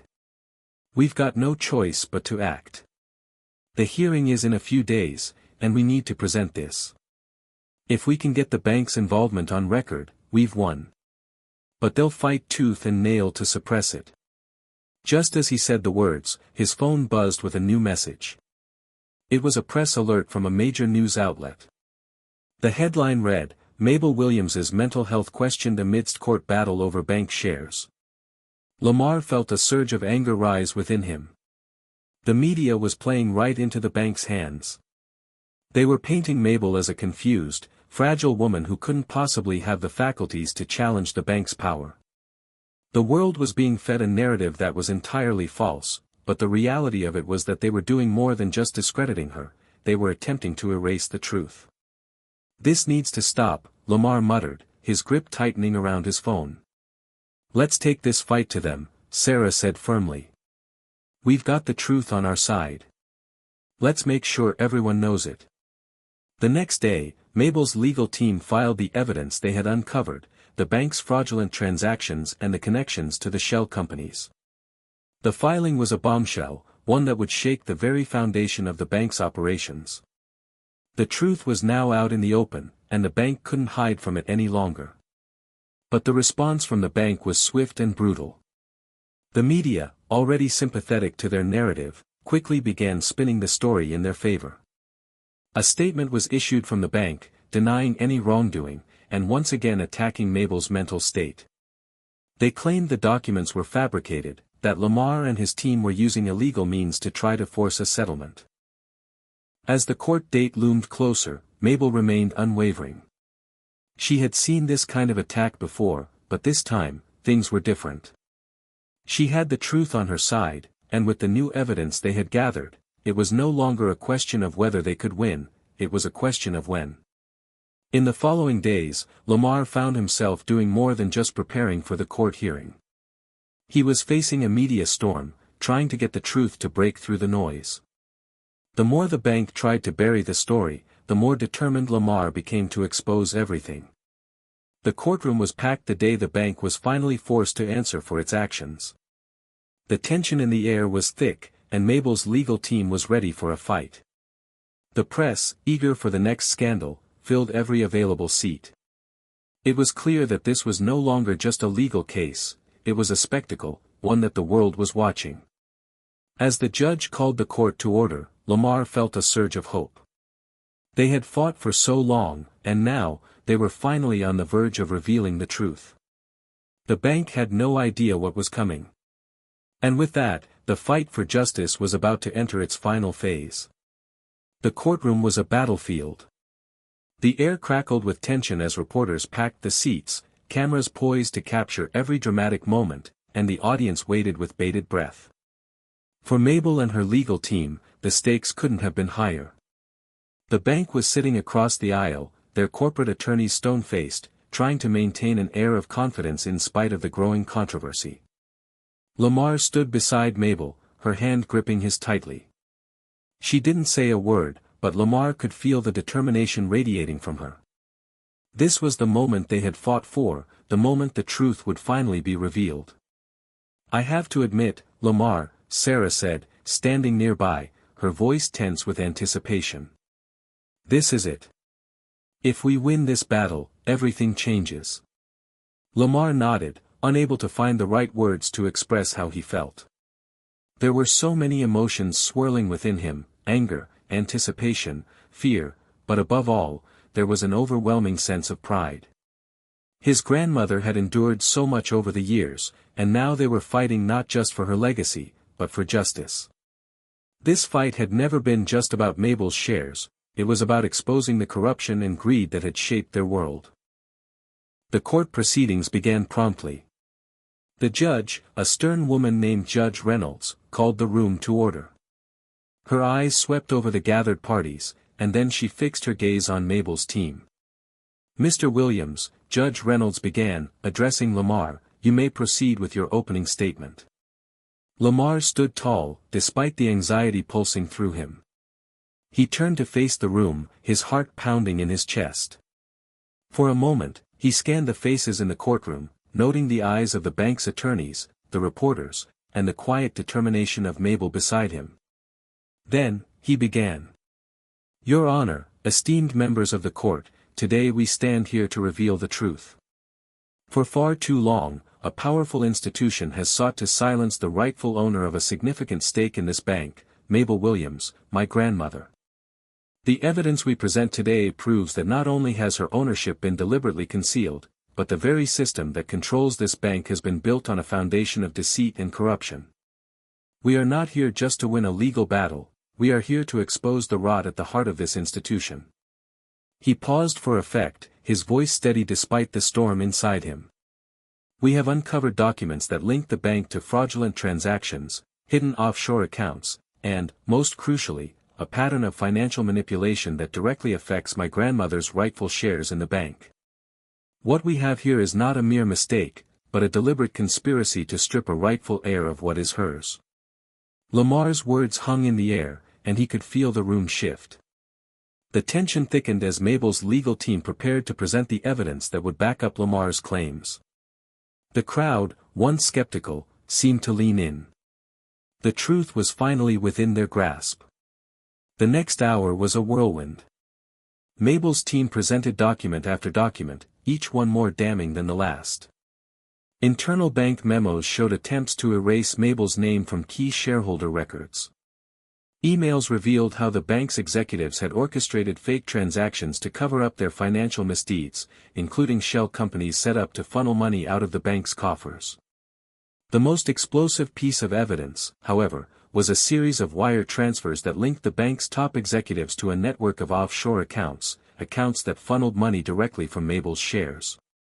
The bank's attorneys tried to argue that the documents were fabricated, that Mabel's claim was a result of some kind of misunderstanding. They attempted to cast doubt on the authenticity of the evidence, but their attempts were weak. Mabel's legal team was prepared, ready to tear apart their defenses with an unrelenting barrage of facts. The truth was undeniable. Lamar watched as the bank's lawyers fumbled, their attempts to discredit the evidence falling apart. He could feel the power shift in the room, and he knew the bank was losing ground fast. But there was still one more crucial moment to come. Mabel herself would take the stand. When Mabel's turn came, the courtroom fell into an almost reverent silence. Lamar's heart pounded as he watched her rise from her seat, her back straight and her face calm. She was the embodiment of dignity, every step she took exuding the strength and grace that had carried her through her entire life. She approached the witness stand with confidence, her eyes locked on the judge as she swore to tell the truth, the whole truth, and nothing but the truth. Lamar could tell that the room was watching her carefully. They knew her story, they knew she was an old woman, a woman with decades of experience fighting for what was right. But they didn't know Mabel. Not really. They didn't know the fierce spirit that burned within her, the woman who had battled for civil rights, for her community, and now, for the future of her family. When Mabel began to speak, her voice was steady, unwavering. "I have spent my entire life fighting for justice," she said, her words clear and deliberate. "I've fought for my right to be heard, for my right to be seen as an equal. And today, I am fighting for the truth of what has been stolen from me and from my family." She paused, her gaze sweeping over the courtroom. "I've been told over and over that my voice doesn't matter, that I don't have the power to change things. But I'm here today to tell you that I do. I have the proof. And I will not let anyone take what is rightfully mine." Mabel's words resonated deeply with everyone in the room. Even the reporters, who had previously dismissed her as a mere pawn in a larger corporate game, were now captivated. Mabel wasn't just fighting for money, she was fighting for dignity, for respect, and for the truth. Her testimony was powerful. She spoke not only of the financial manipulation and deceit, but of the years of struggle and pain she had endured to get to this point. The emotional weight of her words brought a hush over the courtroom.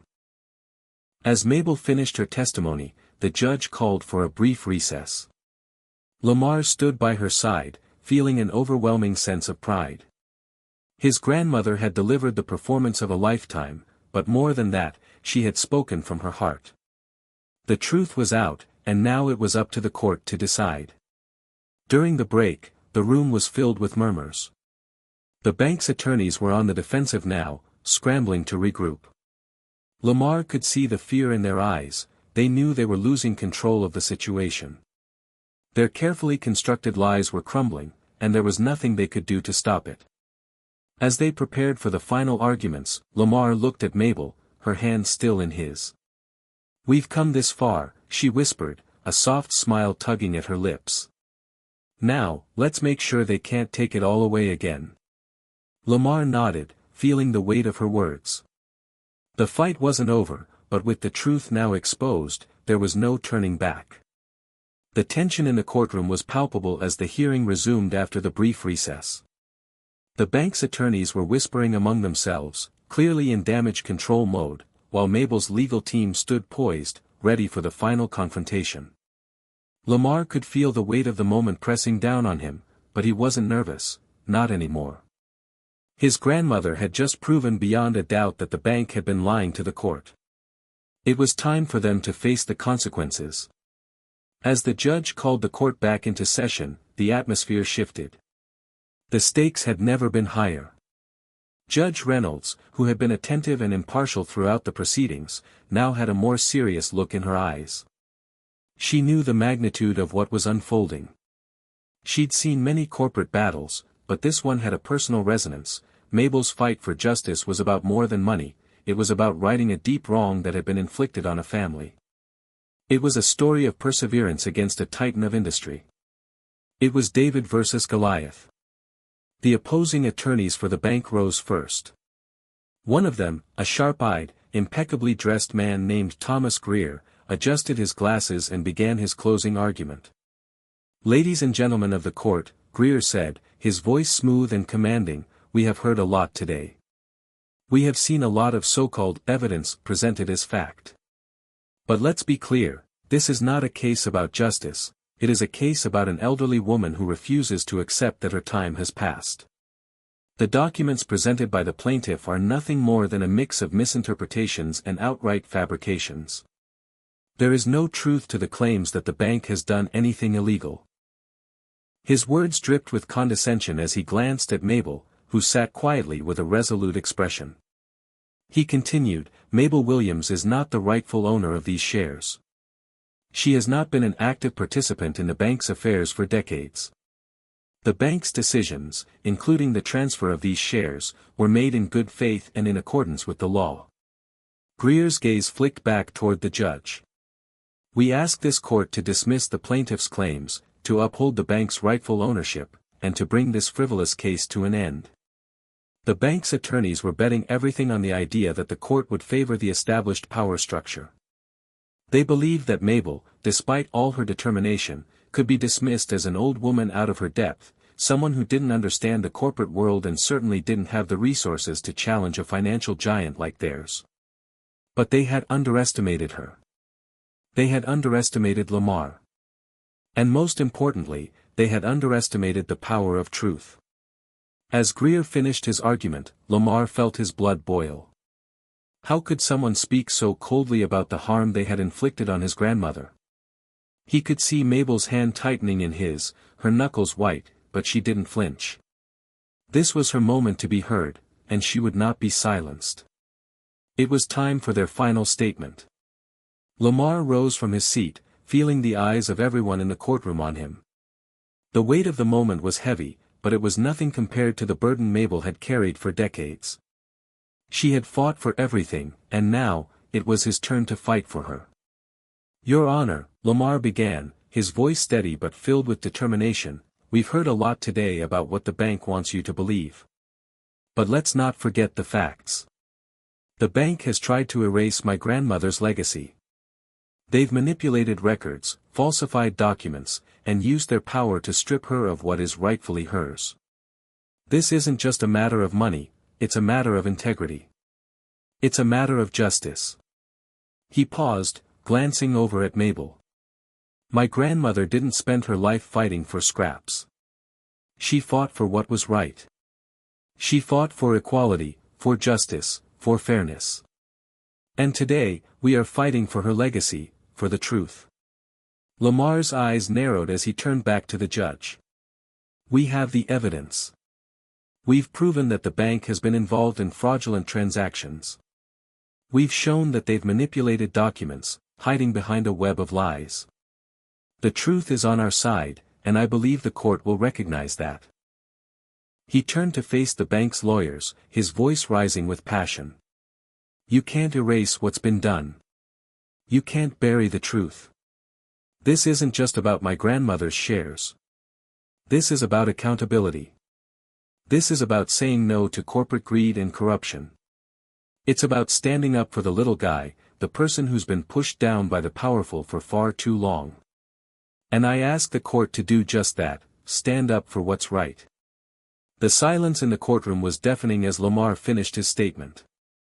He took his seat next to Mabel, who gave him a proud, yet knowing, smile. She had raised him to fight for what mattered, and now, they were both standing up for the truth. Judge Reynolds took a moment to deliberate. The weight of the case was heavy, and she knew that her decision would resonate far beyond this courtroom. As she looked over the evidence once more and listened to the final arguments, she knew what needed to be done. This was no longer just a legal matter, it was a question of integrity, of righting the wrongs that had been done. The judge finally looked up from her notes, her voice calm but firm. "After careful consideration of the evidence presented and the arguments made, I have reached a decision." She paused for a moment, allowing the tension in the room to build. The bank's attorneys sat stiffly, their faces taut with anxiety. Mabel's legal team exchanged looks of quiet confidence, knowing they had done everything they could. "I find that the plaintiff's claims are not only valid but are supported by irrefutable evidence," Judge Reynolds continued. "The actions of this bank were not only unethical but illegal.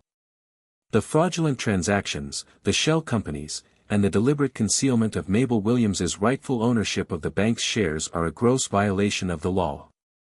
I hereby rule in favor of the plaintiff, Mabel Williams. The bank's attempts to strip her of her inheritance are hereby declared invalid." The words echoed in the courtroom, and for a moment, there was silence. Then, as if on cue, the room erupted in applause. Mabel's legal team embraced each other, while Mabel's face broke into a smile of relief and triumph. Lamar, overcome with emotion, turned to his grandmother, who squeezed his hand. "We did it," Mabel whispered, her voice shaking with both joy and exhaustion. Lamar could hardly believe it. They had won. They had exposed the truth, and the bank had been forced to pay for its deceit. Outside the courthouse, reporters gathered, eager to capture every moment. Mabel stood tall, flanked by Lamar and her legal team, her expression one of quiet dignity. This victory was hers, not just for the money, but for the justice she had so long deserved. "We've fought for the truth," Mabel said to the crowd, her voice steady. "And no one can take that from us. This victory is for everyone who's ever been silenced, for everyone who's ever been told they didn't matter. This is proof that no matter how powerful they are, the truth will always prevail." Lamar watched his grandmother, pride swelling in his chest. This wasn't just a personal victory, it was a victory for all those who had ever been overlooked, for those who had been pushed aside by the powerful. It was a victory that would reverberate far beyond this courtroom. As Mabel turned to him, her eyes filled with gratitude, he realized just how far they had come. This battle had been long, and the fight had been fierce. But in the end, they had won, not just for Mabel, but for everyone who believed that justice could still prevail, no matter the odds. The courthouse was abuzz with the aftermath of Mabel's stunning victory. Reporters had swarmed the front steps, eager to get soundbites from the legal team, the bank's executives, and of course, Mabel herself. But it wasn't just the press that was captivated by the story, it was the entire community. The old black woman who had once been dismissed by the powerful had just taken down a financial giant. Her victory was more than just legal, it was symbolic. It was a statement to everyone who had ever been oppressed that standing up for the truth could and would lead to triumph. Mabel and Lamar stood in the back of the courthouse, watching the scene unfold. Mabel's face was calm, serene even, but Lamar could see the subtle tremble in her hand. The emotional weight of the battle had taken its toll on her, but she held herself with the grace that only someone who had seen a lifetime of struggles and triumphs could. "You okay?" Lamar asked softly, noticing the fatigue in her eyes. Mabel smiled at him, her eyes twinkling with quiet pride. "I'm more than okay, baby. This is everything I've ever worked for. Not just for me, but for our people, for our family." Lamar squeezed her hand, his heart swelling with admiration. His grandmother wasn't just a survivor. She was a warrior, and today, she had won the battle of her lifetime. Later that evening, Mabel and Lamar sat on the porch of Mabel's house. The sun was setting, casting a warm golden glow over the neighborhood, and the air was thick with the sounds of summer, children playing, dogs barking, the distant hum of cars driving by. But despite the everyday humdrum of life, the world around them felt different. The fight was over. The truth had come out. And Mabel was finally free. "So, what happens now?" Lamar asked, leaning back in his chair. The question had been weighing on his mind all day. Winning the case was one thing, but what would the future look like for Mabel, and for their family? Mabel took a deep breath, her eyes distant as she looked out over the quiet street. "Well, I'm sure the bank's not going to take this lying down. They'll appeal, try to drag this out longer. But the truth is on our side, Lamar. They can't change that. We've won." Lamar nodded, knowing that the fight might not be over. Corporations like the bank didn't like to lose, especially when they'd been exposed as frauds. But for now, there was a sense of relief, a sense of justice that no amount of appeals could erase. "And what about the money?" Lamar asked. He knew it was an awkward question, but it needed to be asked. The bank's financial misdeeds had cost Mabel millions, and now she was entitled to her fair share of the bank's profits. What would she do with that kind of wealth? Mabel smiled, a wry smile that didn't quite reach her eyes. "I've never been interested in riches, Lamar. You know that. But there's a bigger picture here. The money will help, sure. It'll right the wrongs they did to me, to our family. But what matters most is that the world knows the truth now. That's the real prize." She paused, her voice softening. "I've lived a long life, and I've seen a lot of things. A lot of people, rich and poor, have been crushed by systems that only care about money and power. But today, we showed them that the truth is more powerful than all of that. That's the legacy I'm leaving behind, not the money, but the fight for justice." Lamar could feel the depth of Mabel's words, and for a moment, he was speechless. She wasn't just a grandmother, not just a woman who had fought for her own survival. She was a symbol. A beacon of hope for all the people who had ever been silenced, overlooked, or oppressed. "I'm proud of you, Grandma," Lamar said finally, his voice thick with emotion. "I've always been proud, but today, I see what it really means to stand for something. You've shown me what it takes to fight for what's right." Mabel looked at him, her eyes softening. "And I'm proud of you too, Lamar.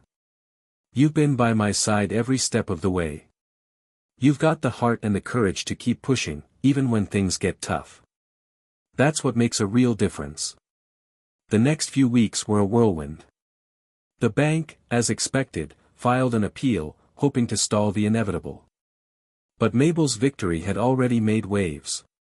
The media continued to cover the story, framing it as a historic win not just for Mabel, but for all those who had been systematically excluded from the halls of power.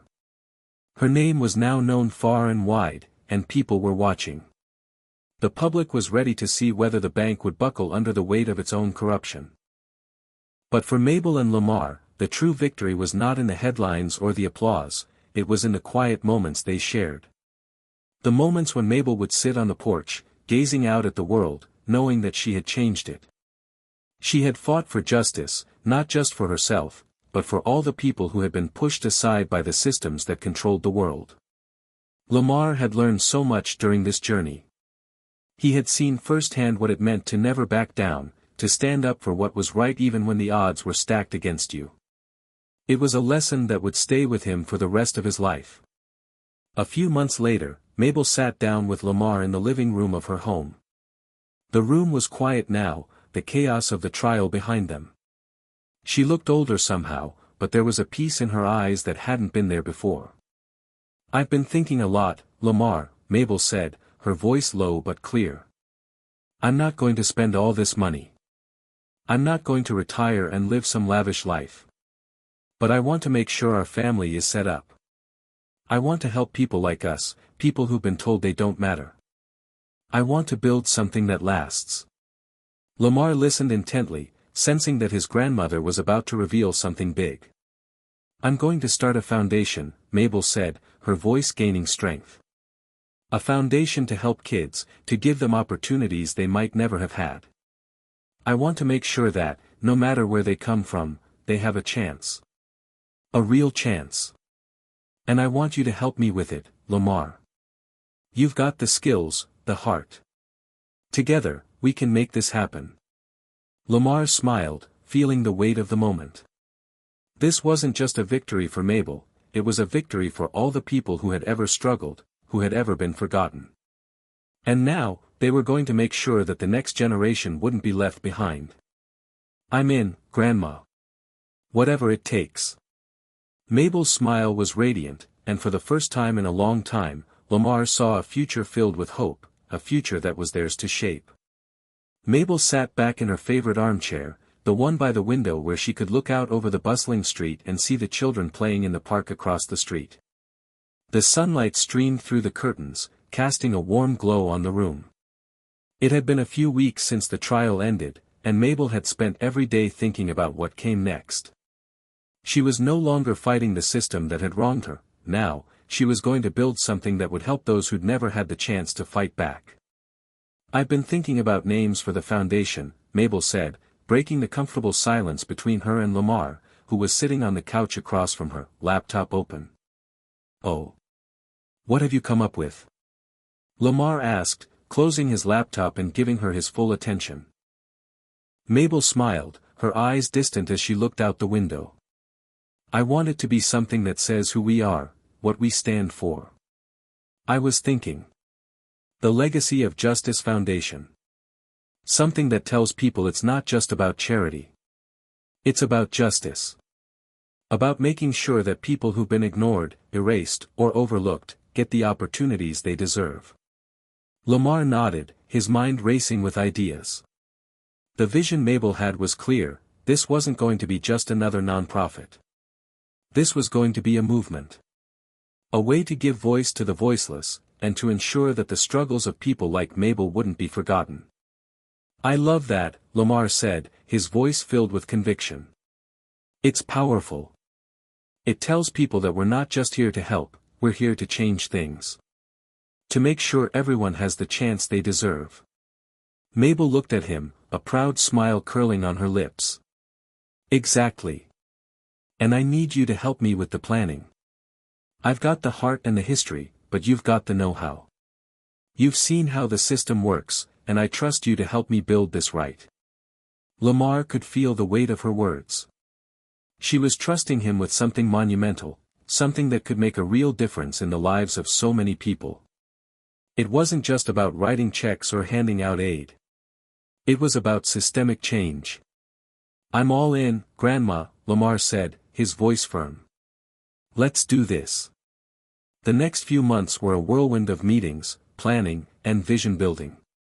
Lamar and Mabel worked tirelessly, assembling a team that shared their passion for justice and equality.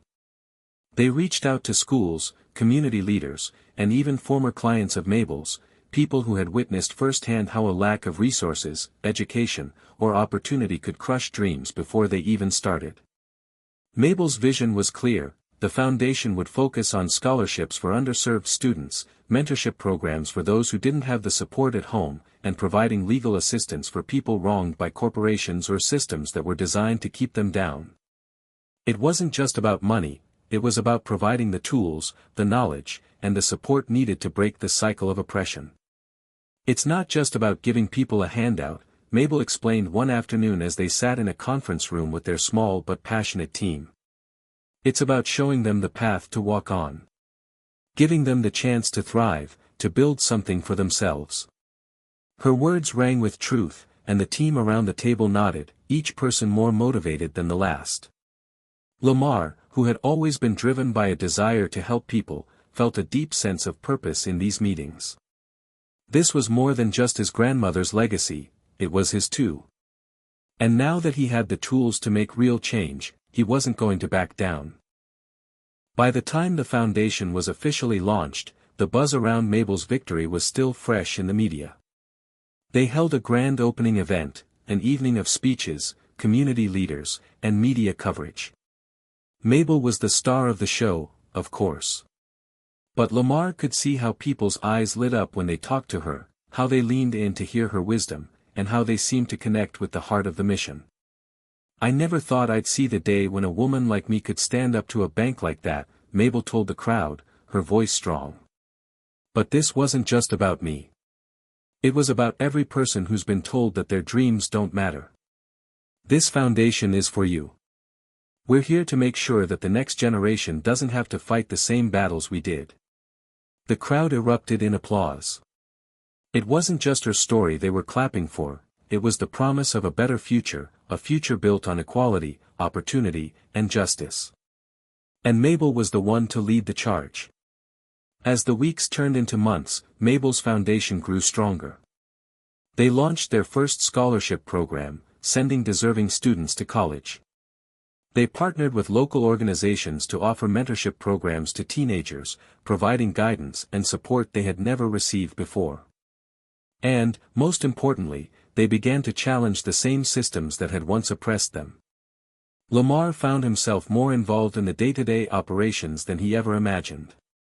He was now the point of contact for potential partners, helping to negotiate contracts, meeting with schools and organizations, and working tirelessly to expand the foundation's reach. But even with the constant flurry of activity, Lamar never lost sight of what really mattered. He had seen the impact that Mabel's work had on the community. He had seen the way people's eyes lit up when they realized someone cared about their struggles, their dreams. This wasn't just charity, it was an investment in people. It was an investment in hope. And then, one day, as Lamar sat in his office late in the afternoon, he received an email that made his heart skip a beat. It was from a large corporation, a tech company that had been accused of unfair hiring practices. They wanted to partner with Mabel's foundation to offer training programs and job placements for underrepresented communities. Lamar couldn't believe it. This was exactly what they had been working for, real change. And it was happening. The battle against the system wasn't over, but Mabel had started a ripple effect that was spreading. The company, seeing the impact of the foundation, was eager to help. He called Mabel immediately, his voice shaking with excitement. "Grandma, you're not going to believe this. We just got our first big corporate partner." Mabel, who was at home that evening, picked up the phone with a chuckle. "Tell me everything, Lamar." And as Lamar explained the details, he felt a sense of pride swelling in his chest. They were doing it. They were creating real change, one step at a time. That night, Mabel sat on her porch again, the night air cool and crisp. Lamar joined her, and they both gazed at the stars above, the quiet hum of the world around them. "You know, Lamar," Mabel said softly, "I never imagined it would be like this. I never imagined that people would listen, that they would care enough to change things. But now I know, if you stand up, if you fight for what's right, anything is possible." Lamar looked over at her, his heart full. "You taught me that, Grandma. You taught me that anything is possible." And together, they sat in silence, knowing that their fight was just beginning, but the foundation they had built was already changing lives. Just as Mabel and Lamar's foundation was beginning to find its footing, the road to success became unexpectedly rocky. The media buzz that had surrounded Mabel's victory began to fade, and with it, some of the momentum. The excitement from the first few months was starting to dwindle. Corporations, once eager to support Mabel's cause, began to pull back, citing internal restructuring and the shift in the market. Donations slowed down, and people began questioning whether the foundation was really capable of making a long-term impact. Mabel sat at the kitchen table, her fingers drumming nervously on the surface as she stared at the financial reports in front of her. Lamar stood behind her, looking over her shoulder. The numbers weren't good, funds were running low, and the dream of creating lasting change was starting to feel more distant than ever. "Maybe it's just a rough patch," Lamar said, trying to reassure her. "Every foundation goes through these phases. We'll get through it." Mabel sighed, her lips pressing into a thin line. "I know, but it's harder than I thought. I thought things would fall into place once we got the momentum going. But the truth is, Lamar, we're fighting against a system that doesn't want to change. They'll throw all kinds of obstacles in our way. I've seen it before." She stood up, pacing the room. The weight of everything was starting to press down on her. The legal battle with the bank had been a victory, but it had come at a cost. The emotional toll, the exhaustion, and now the financial pressure of running the foundation were beginning to take their toll on her spirit. Lamar watched her, his heart aching for his grandmother. He had seen her fight through so much in her life, but he knew this was different. This wasn't just about her, it was about the future of the community they had worked so hard to uplift. "We need to pivot, Grandma," Lamar said, his voice steady. "We can't keep relying on corporations that don't care about us. Let's look at other ways to bring in funding. Crowdfunding. Individual donors. We have a network of people who believe in what we're doing. We just need to tap into that." Mabel stopped in her tracks, a thoughtful look crossing her face. "You're right," she said slowly. "Maybe I've been too focused on big donors and corporate support. We need to go to the people, the ones who are living this struggle every day. They're the ones who will understand the value of what we're doing." The next few weeks were a blur of brainstorming and action. Mabel and Lamar shifted their focus, organizing community events to raise awareness and funds. They held town halls, where Mabel would speak about the foundation's mission, sharing stories of the students they had helped and the lives they had changed. These events weren't just fundraisers, they were rallies for justice. They were opportunities to remind the community that they were in this fight together. Despite the challenges, Mabel's resolve never wavered. Her strength was contagious. Slowly but surely, the community began to rally around her vision once more. Small businesses, individuals, and local leaders began donating what they could, and more volunteers signed up to help with outreach programs. It wasn't the kind of money that came from big corporations, but it was real. It was personal. But there were still moments of doubt. Mabel couldn't shake the fear that it might not be enough. What if their efforts didn't make a difference? What if they couldn't keep the foundation afloat long enough to achieve their goals? One night, after a particularly grueling fundraiser where they barely broke even, Mabel sat on her porch again, watching the stars. Lamar joined her, both of them exhausted from the day's events. "You're worried, aren't you?" Lamar asked, his voice quiet. Mabel didn't look at him right away. She let the silence stretch between them, then finally spoke. "I'm worried that all of this, everything we've built, is going to fall apart. I don't want to let people down, Lamar. I don't want to disappoint them. Lamar placed a hand on her shoulder, his voice filled with conviction. You haven't let anyone down, Grandma. You've already changed lives. And there are people out there who believe in us. They believe in you. You just have to believe in us too. You've taught me that when things get tough, you keep going. You never give up. That's what we're going to do. We're going to keep going. Mabel finally turned to him, the weight in her eyes lessened by the strength of his words.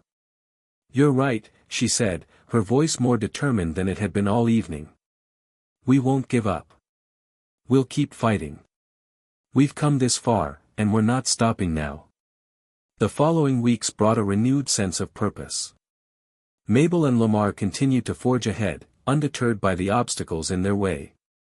They expanded their outreach programs, partnering with local schools to mentor students, offering free legal advice to those who couldn't afford it, and providing job training for those who had been shut out of the workforce for too long. Their work began to gain traction, and the foundation's efforts started to have visible results. Mabel began receiving letters from students who had been accepted into college because of the scholarships, from families who had been able to secure housing and legal protection thanks to the foundation's support. These stories became the fuel that kept Mabel and Lamar going, reminding them of why they had started this journey in the first place. But as their reach grew, so did the scrutiny. The press began to take an interest in Mabel's foundation once again, but not always in a positive light. There were whispers of mismanagement, questions about how the foundation was spending its money, and critics who claimed that Mabel's involvement in such a large-scale operation was too much for one person to handle. These rumors, though baseless, were a reminder of how deeply ingrained the forces of power were. People didn't want to see a black woman rise up and make change, they wanted to see her fail. Mabel knew that the road ahead would be filled with even more challenges. The fight for justice was never easy, and she had already weathered more than most people could ever imagine. But with Lamar by her side, and the community supporting her, she knew that the battle wasn't over yet. It was just getting started. One evening, as Mabel prepared for yet another meeting to discuss the future of the foundation, she received a letter. The envelope was thick and embossed with the seal of a law firm she didn't recognize. She opened it cautiously, her heart beating faster as she read the contents. It was a cease and desist letter from the bank's legal team, threatening to sue her for defamation if she continued to make public statements about the bank's corruption. Mabel put the letter down, her mind racing. This was it. The bank had come for her again. The same corporation that she had taken down was now trying to silence her, to shut down everything she had worked so hard to build.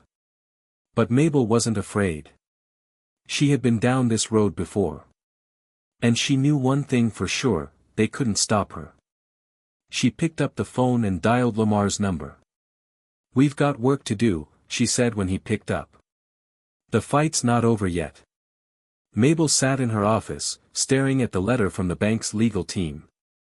The words on the page burned like fire, but she wasn't afraid.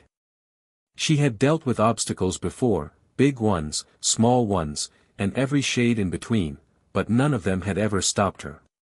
She folded the letter carefully, the crisp paper creasing at the edges. Lamar walked in, his face a mixture of concern and curiosity. What is it, Grandma? He asked, sensing the shift in the air. Mabel's lips curved into a defiant smile. They think they can scare me. But it's not going to work. Lamar raised an eyebrow. What do you mean? They've sent me a cease and desist letter, Mabel said, tossing it onto the desk. The same people who tried to keep me from getting my rightful share of the bank's money. They're trying to intimidate me into silence now that the foundation's gaining momentum. But I'm not backing down.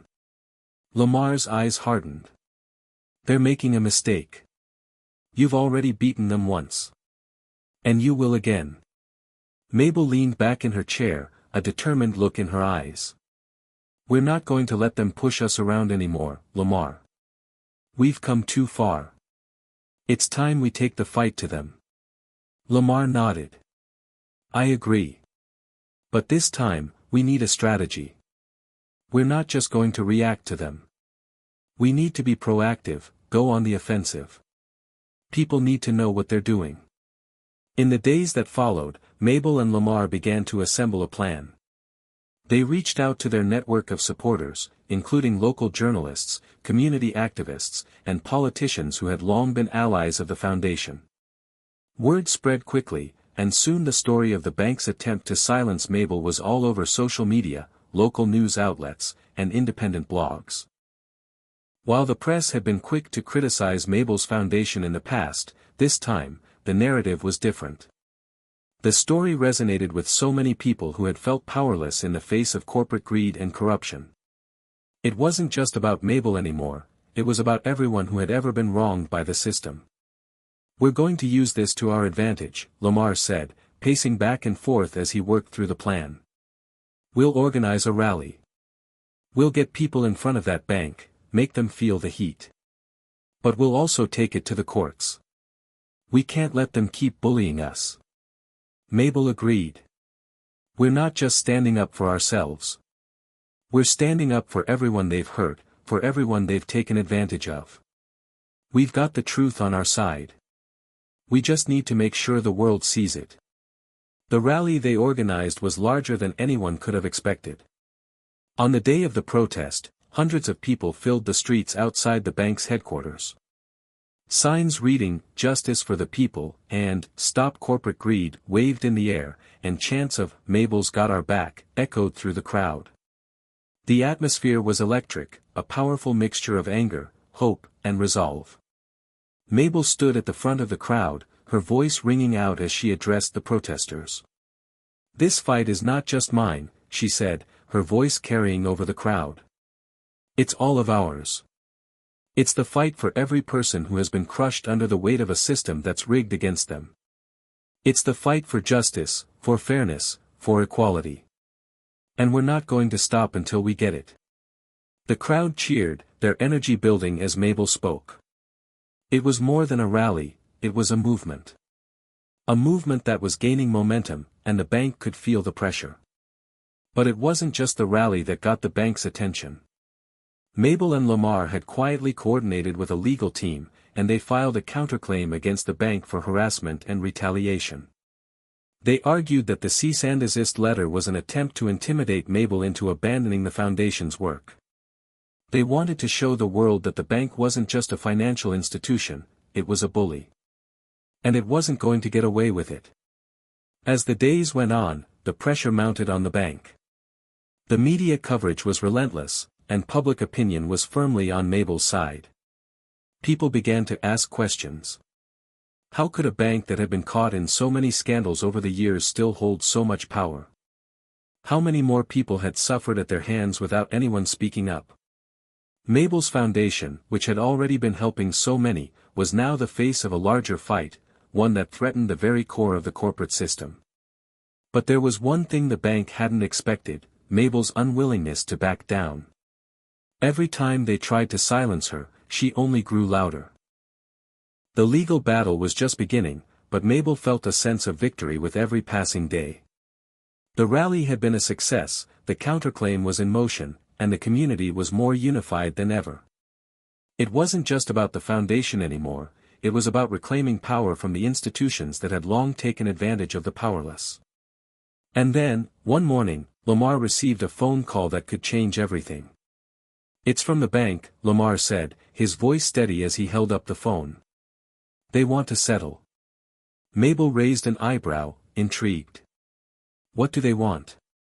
"They're offering a substantial payout," Lamar continued. "They're also agreeing to make changes to their policies on customer complaints and legal protections. But they want us to drop the lawsuit."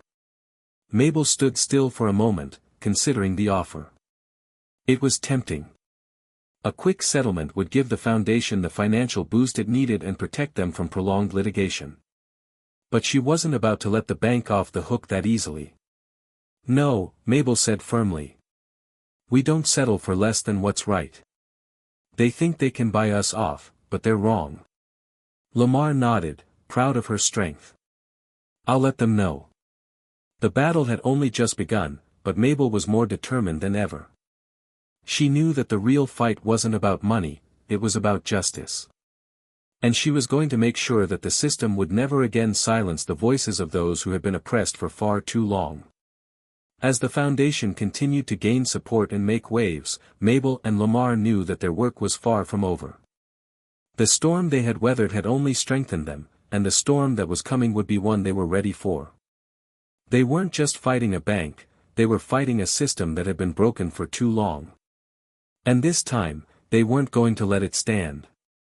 The days following Mabel's decision to reject the bank's settlement offer were filled with uncertainty. As the legal battle continued, Mabel and Lamar worked tirelessly to keep the foundation running smoothly, balancing the mounting pressure from the media with the need to maintain their programs and outreach initiatives. Despite the success of the rally and the growing public support, the stress was beginning to show. Mabel's health had started to suffer, and the long hours were taking a toll on both her body and mind. But there was no turning back now. She had made a commitment, not just to herself, but to everyone who had supported the foundation's cause. One late afternoon, Mabel sat at her desk, reading through a stack of documents, when Lamar walked in. He had a hopeful expression on his face, which was rare these days given the circumstances. "Grandma, you need to see this," he said, handing her a newspaper. Mabel took the paper from him and saw the headline, "Corporate Giant Faces Growing Backlash Amidst Legal Challenges." Below the headline was a picture of the protesters standing outside the bank's headquarters, holding signs with messages like, "Enough is enough," and, "Justice for the people." "This is huge," Mabel said quietly. The story was a clear indication that the tides were shifting in their favor. The legal pressure, combined with the public outcry, had caused a stir in the corporate world. The bank, which had once been an unmovable titan, was now feeling the heat. Lamar sat down across from her. "They're not going to back down easily. But this is exactly what we need to keep the momentum going. The media's got their eye on them now." Mabel folded the newspaper carefully and leaned back in her chair. She had been in this fight long enough to know that the public support wasn't enough to win the battle. She needed more. She needed a turning point, a moment that would force the bank to truly reconsider their tactics. And that moment was coming. The next few days were a whirlwind. The media coverage escalated, with interviews from community leaders, activists, and even some former employees of the bank who were now speaking out about the bank's corrupt practices. As more information came to light about the bank's past transgressions, the pressure only grew. People began to question how such a powerful institution could be allowed to operate with impunity. Mabel knew this wasn't just about winning a lawsuit, it was about bringing real change. The foundation had become a symbol of resistance, and she couldn't let that slip away. She spent hours on the phone with reporters, explaining the bank's history and how it had preyed on vulnerable communities. She shared the stories of those who had been taken advantage of, giving voice to the voiceless. She wasn't just fighting for her foundation anymore, she was fighting for an entire community that had been overlooked for too long. Meanwhile, Lamar was working on another front. He and their legal team were putting together a massive campaign to raise awareness about the lawsuit. They created infographics and videos that highlighted the bank's predatory practices, sharing them across social media platforms. The aim was clear: expose the truth, make the bank's actions impossible to ignore. "Grandma, this is big," Lamar said one evening, showing her a news clip of a national talk show that had picked up the story. "People are starting to see this as a fight for justice, not just for us, but for everyone who's ever been mistreated by corporate greed." Mabel nodded, a sense of pride swelling in her chest. "That's the point, Lamar. This isn't just about me. It's about everyone who's been silenced, ignored, or dismissed. The bank thought they could silence me. But now, they're going to have to answer to the whole world." Weeks passed, and the pressure on the bank intensified. Public opinion was shifting, and with it, the bank's position. They had underestimated the power of a determined woman, backed by her family, her community, and the truth. And now, Mabel was seeing the effects of that underestimation. One evening, as Mabel sat in her favorite chair by the window, a phone call came through. It was Lamar. His voice was filled with excitement, but also a hint of disbelief. "Grandma, you're not going to believe this.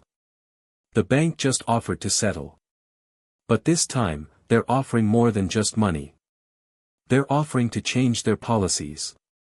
They want to work with us on community initiatives, to invest in financial literacy programs, and, get this, they want to provide funding for the foundation to help more people." Mabel's heart raced. "Wait, they want to work with us now? They're not just offering us money anymore," Lamar said, almost laughing in disbelief. "They want to partner with us, to help us do what we've been doing all along. But they're also asking us to drop the lawsuit in exchange for this partnership." Mabel didn't hesitate. "I won't drop the lawsuit.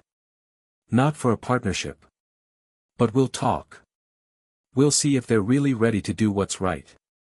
The following week, Mabel, Lamar, and their legal team met with representatives from the bank.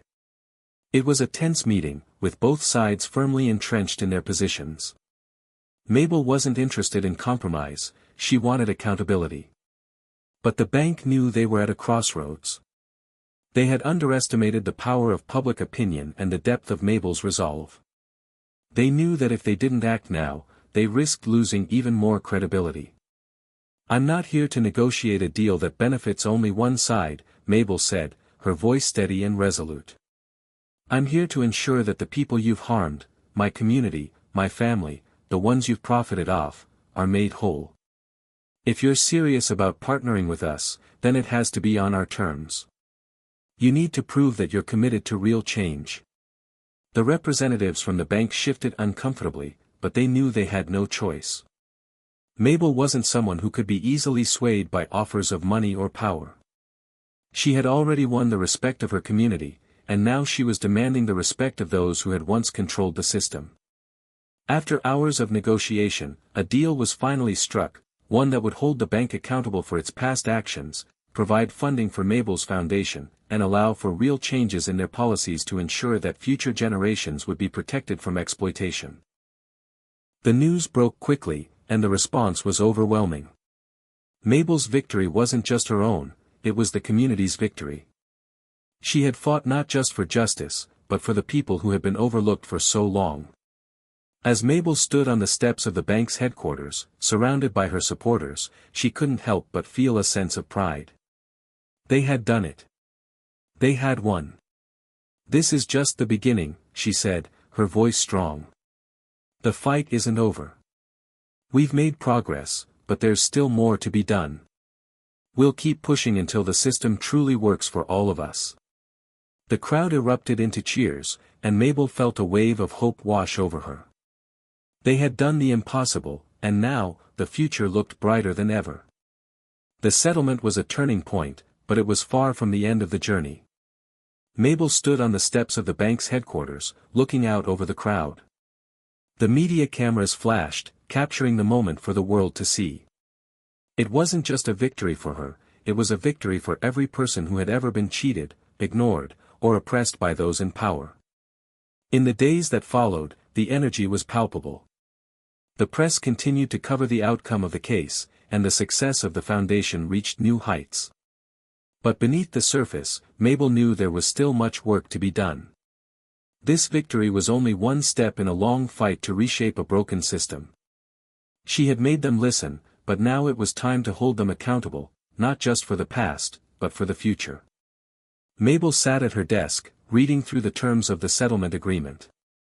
The bank had agreed to fund a new community center, aimed at providing financial literacy classes, job training, and small business grants to underprivileged areas. It was a step in the right direction, but she wasn't satisfied yet. She knew that real change would only come when these practices were no longer just promises on paper but were woven into the fabric of how institutions operated. Lamar came in, carrying a cup of tea. "Grandma, you're overworking again," he said with a smile. "You need to take a break." She looked up at him, her eyes tired but filled with determination.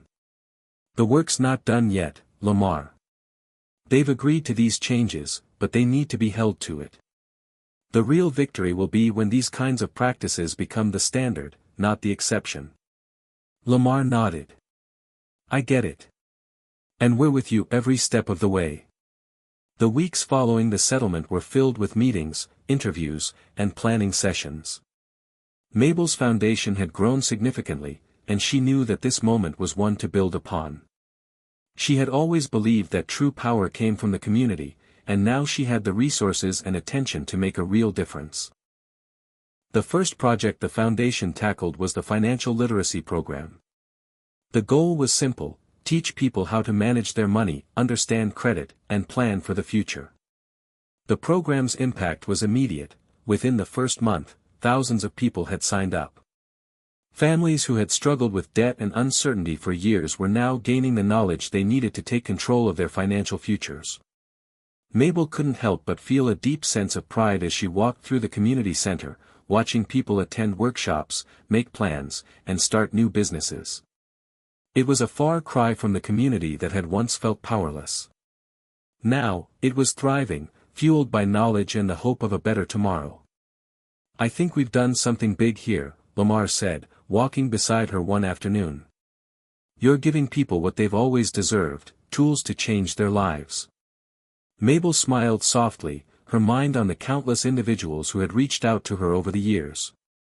It's not about me, Lamar. It's about all of us. All these people have always had the power within them. They just needed someone to show them how to use it. But not everyone was thrilled with the change. As the foundation continued to grow and Mabel's influence expanded, some began to push back. The bank, despite its settlement, had its own interests to protect. Their public relations department went into overdrive, attempting to spin the narrative in their favor, claiming that the partnership with Mabel's foundation was proof of their commitment to social change. But Mabel wasn't fooled. She knew that real change couldn't be achieved through PR campaigns alone, it had to come from a deep, structural shift. One morning, Mabel received a call from an old friend, Charles, a prominent community leader who had been working in social justice for decades. "Mabel, we need to talk," Charles said, his voice tense. "I've been hearing rumors. The bank is trying to infiltrate the programs you've started. They're offering to sponsor certain aspects of the community center, but it looks like they want to have a say in how things are run. They're trying to take control of the narrative, and you need to be careful." Mabel felt a wave of unease wash over her. "Are they trying to get inside our organization?" Charles hesitated for a moment before answering. "It's subtle. They've been making moves behind the scenes. I don't think they've learned their lesson yet, Mabel. We need to make sure that the foundation stays independent, because once they start controlling the narrative, we risk losing the real power we've gained." Mabel felt a fire ignite inside her. She had been fighting for years to take power back from institutions like the bank, and now, she wouldn't let them take it from her again. "I won't let that happen, Charles. Thank you for the heads up. I'll handle it." That afternoon, Mabel called an emergency meeting with her board of directors. She explained what Charles had told her, and together, they devised a plan to keep the foundation independent. They decided to set clear boundaries with the bank. They would continue to honor the terms of the settlement but would not allow the bank to have any influence over the programs they had worked so hard to build. The community center would remain a space for people to learn and grow without corporate interference. As she looked around the table, Mabel saw the same fire in their eyes that had kept her going all these years. They were ready to fight, not just for what they had, but for what they knew the community deserved. The next day, Mabel went to the bank for a meeting. She had made it clear that she wasn't backing down, and she wasn't going to let anyone dictate how the foundation operated. "You made a deal with us," Mabel said firmly, sitting across from the bank representatives. "And we're holding you to it. But let me be crystal clear, our foundation is ours. We're not going to let you use your money to control the message. You don't get to take credit for the work we're doing, and you don't get to dictate the terms. This is about the community, not about your bottom line." The representatives exchanged uneasy glances, but Mabel could see that they knew she meant business. This time, they didn't try to argue. "We understand, Mabel," one of them said. "We'll honor our agreement." Mabel stood up, ready to leave. You should understand. This is bigger than you. This is about changing lives. Don't forget that. As Mabel walked out of the bank, she felt a sense of pride swell within her. She had faced the giants, and she had won. But more importantly, she had ensured that the victory wasn't just hers, it was for the entire community. The road ahead was still long, and there would always be challenges. But Mabel knew one thing for sure, they had taken back control. And now, there was nothing they couldn't do. The day of the grand opening of the community center had arrived, and the air was thick with anticipation. Mabel stood at the front of the building, looking out over the sea of people gathered in the courtyard.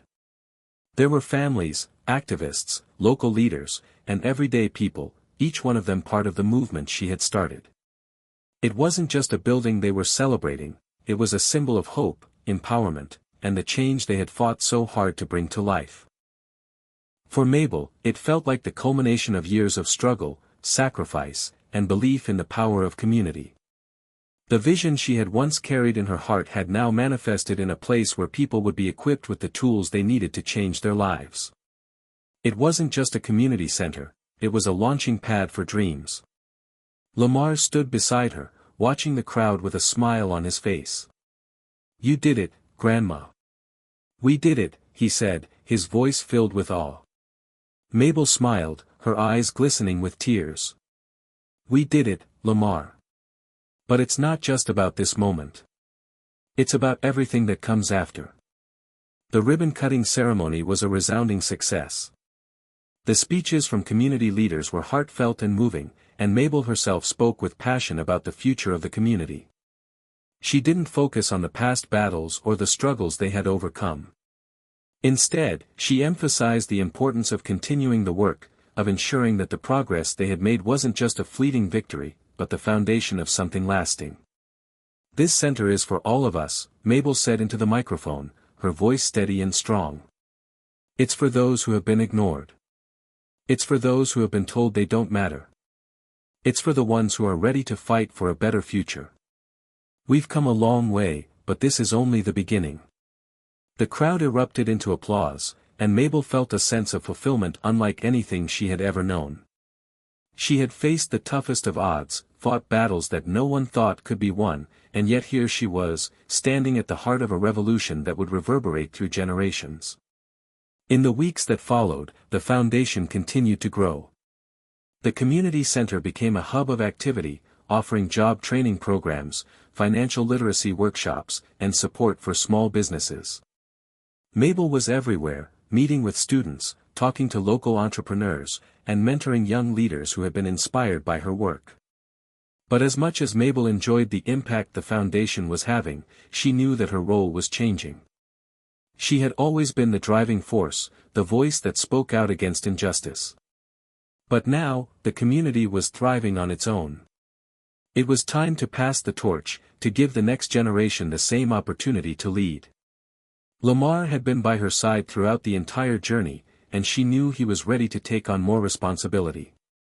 He had grown into a leader in his own right, with a clear vision for the future of the foundation. Mabel had always believed that true change came from within the community, and now it was time for him to step into that leadership role. One evening, as they sat together in her office, Mabel turned to Lamar. "You're ready, Lamar," she said softly.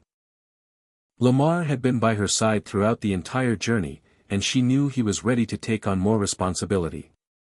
He had grown into a leader in his own right, with a clear vision for the future of the foundation. Mabel had always believed that true change came from within the community, and now it was time for him to step into that leadership role. One evening, as they sat together in her office, Mabel turned to Lamar. "You're ready, Lamar," she said softly. He looked at her, a mixture of surprise and determination in his eyes. "Grandma, I'm not sure I can ever live up to what you've done." Mabel smiled. "You don't have to. You just need to be yourself. Lead with your heart, and the rest will follow." Lamar nodded, his expression serious. "I won't let you down, Grandma. I'll keep this legacy alive. I'll make sure the work we've done here doesn't stop." Mabel placed a hand on his shoulder, her voice warm. I know you will.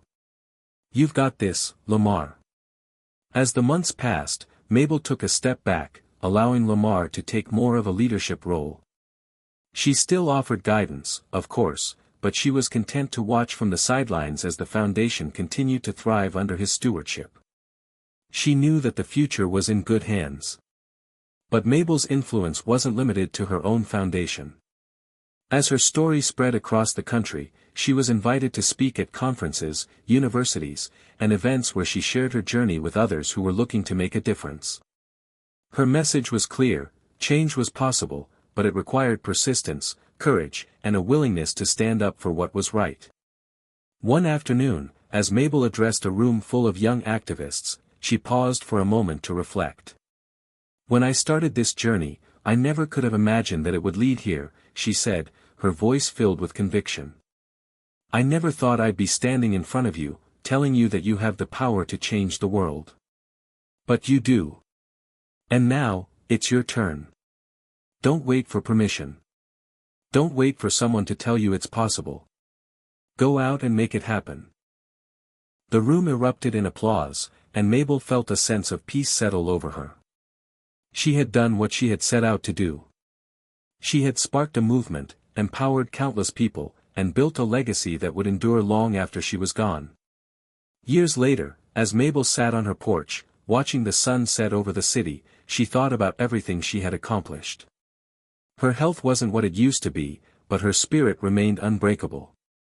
The foundation was still growing, and Lamar was now running it with the same passion and integrity that Mabel had always strived to instill in him. Her phone buzzed, and she glanced at the screen. It was a message from Lamar: just wanted to let you know, we're opening another community center in the next month. We're taking it to the next level, Grandma. I couldn't have done it without you. Mabel smiled, tears welling up in her eyes. She had given everything she had to this cause, and now, it was more than just a story. It was a movement that had changed lives, uplifted communities, and built a future based on justice and equity. As the stars began to twinkle in the sky, Mabel whispered to herself, we did it. We really did it. And with that, she closed her eyes, knowing that the legacy she had built would live on in the hearts of those who had been touched by her work. The fight had been long, but the victory was sweet, and it was theirs, together. Hit subscribe and leave a comment with where you're watching from. This story might just spark a new beginning. What's one thing that always pushes you forward, even when things get tough?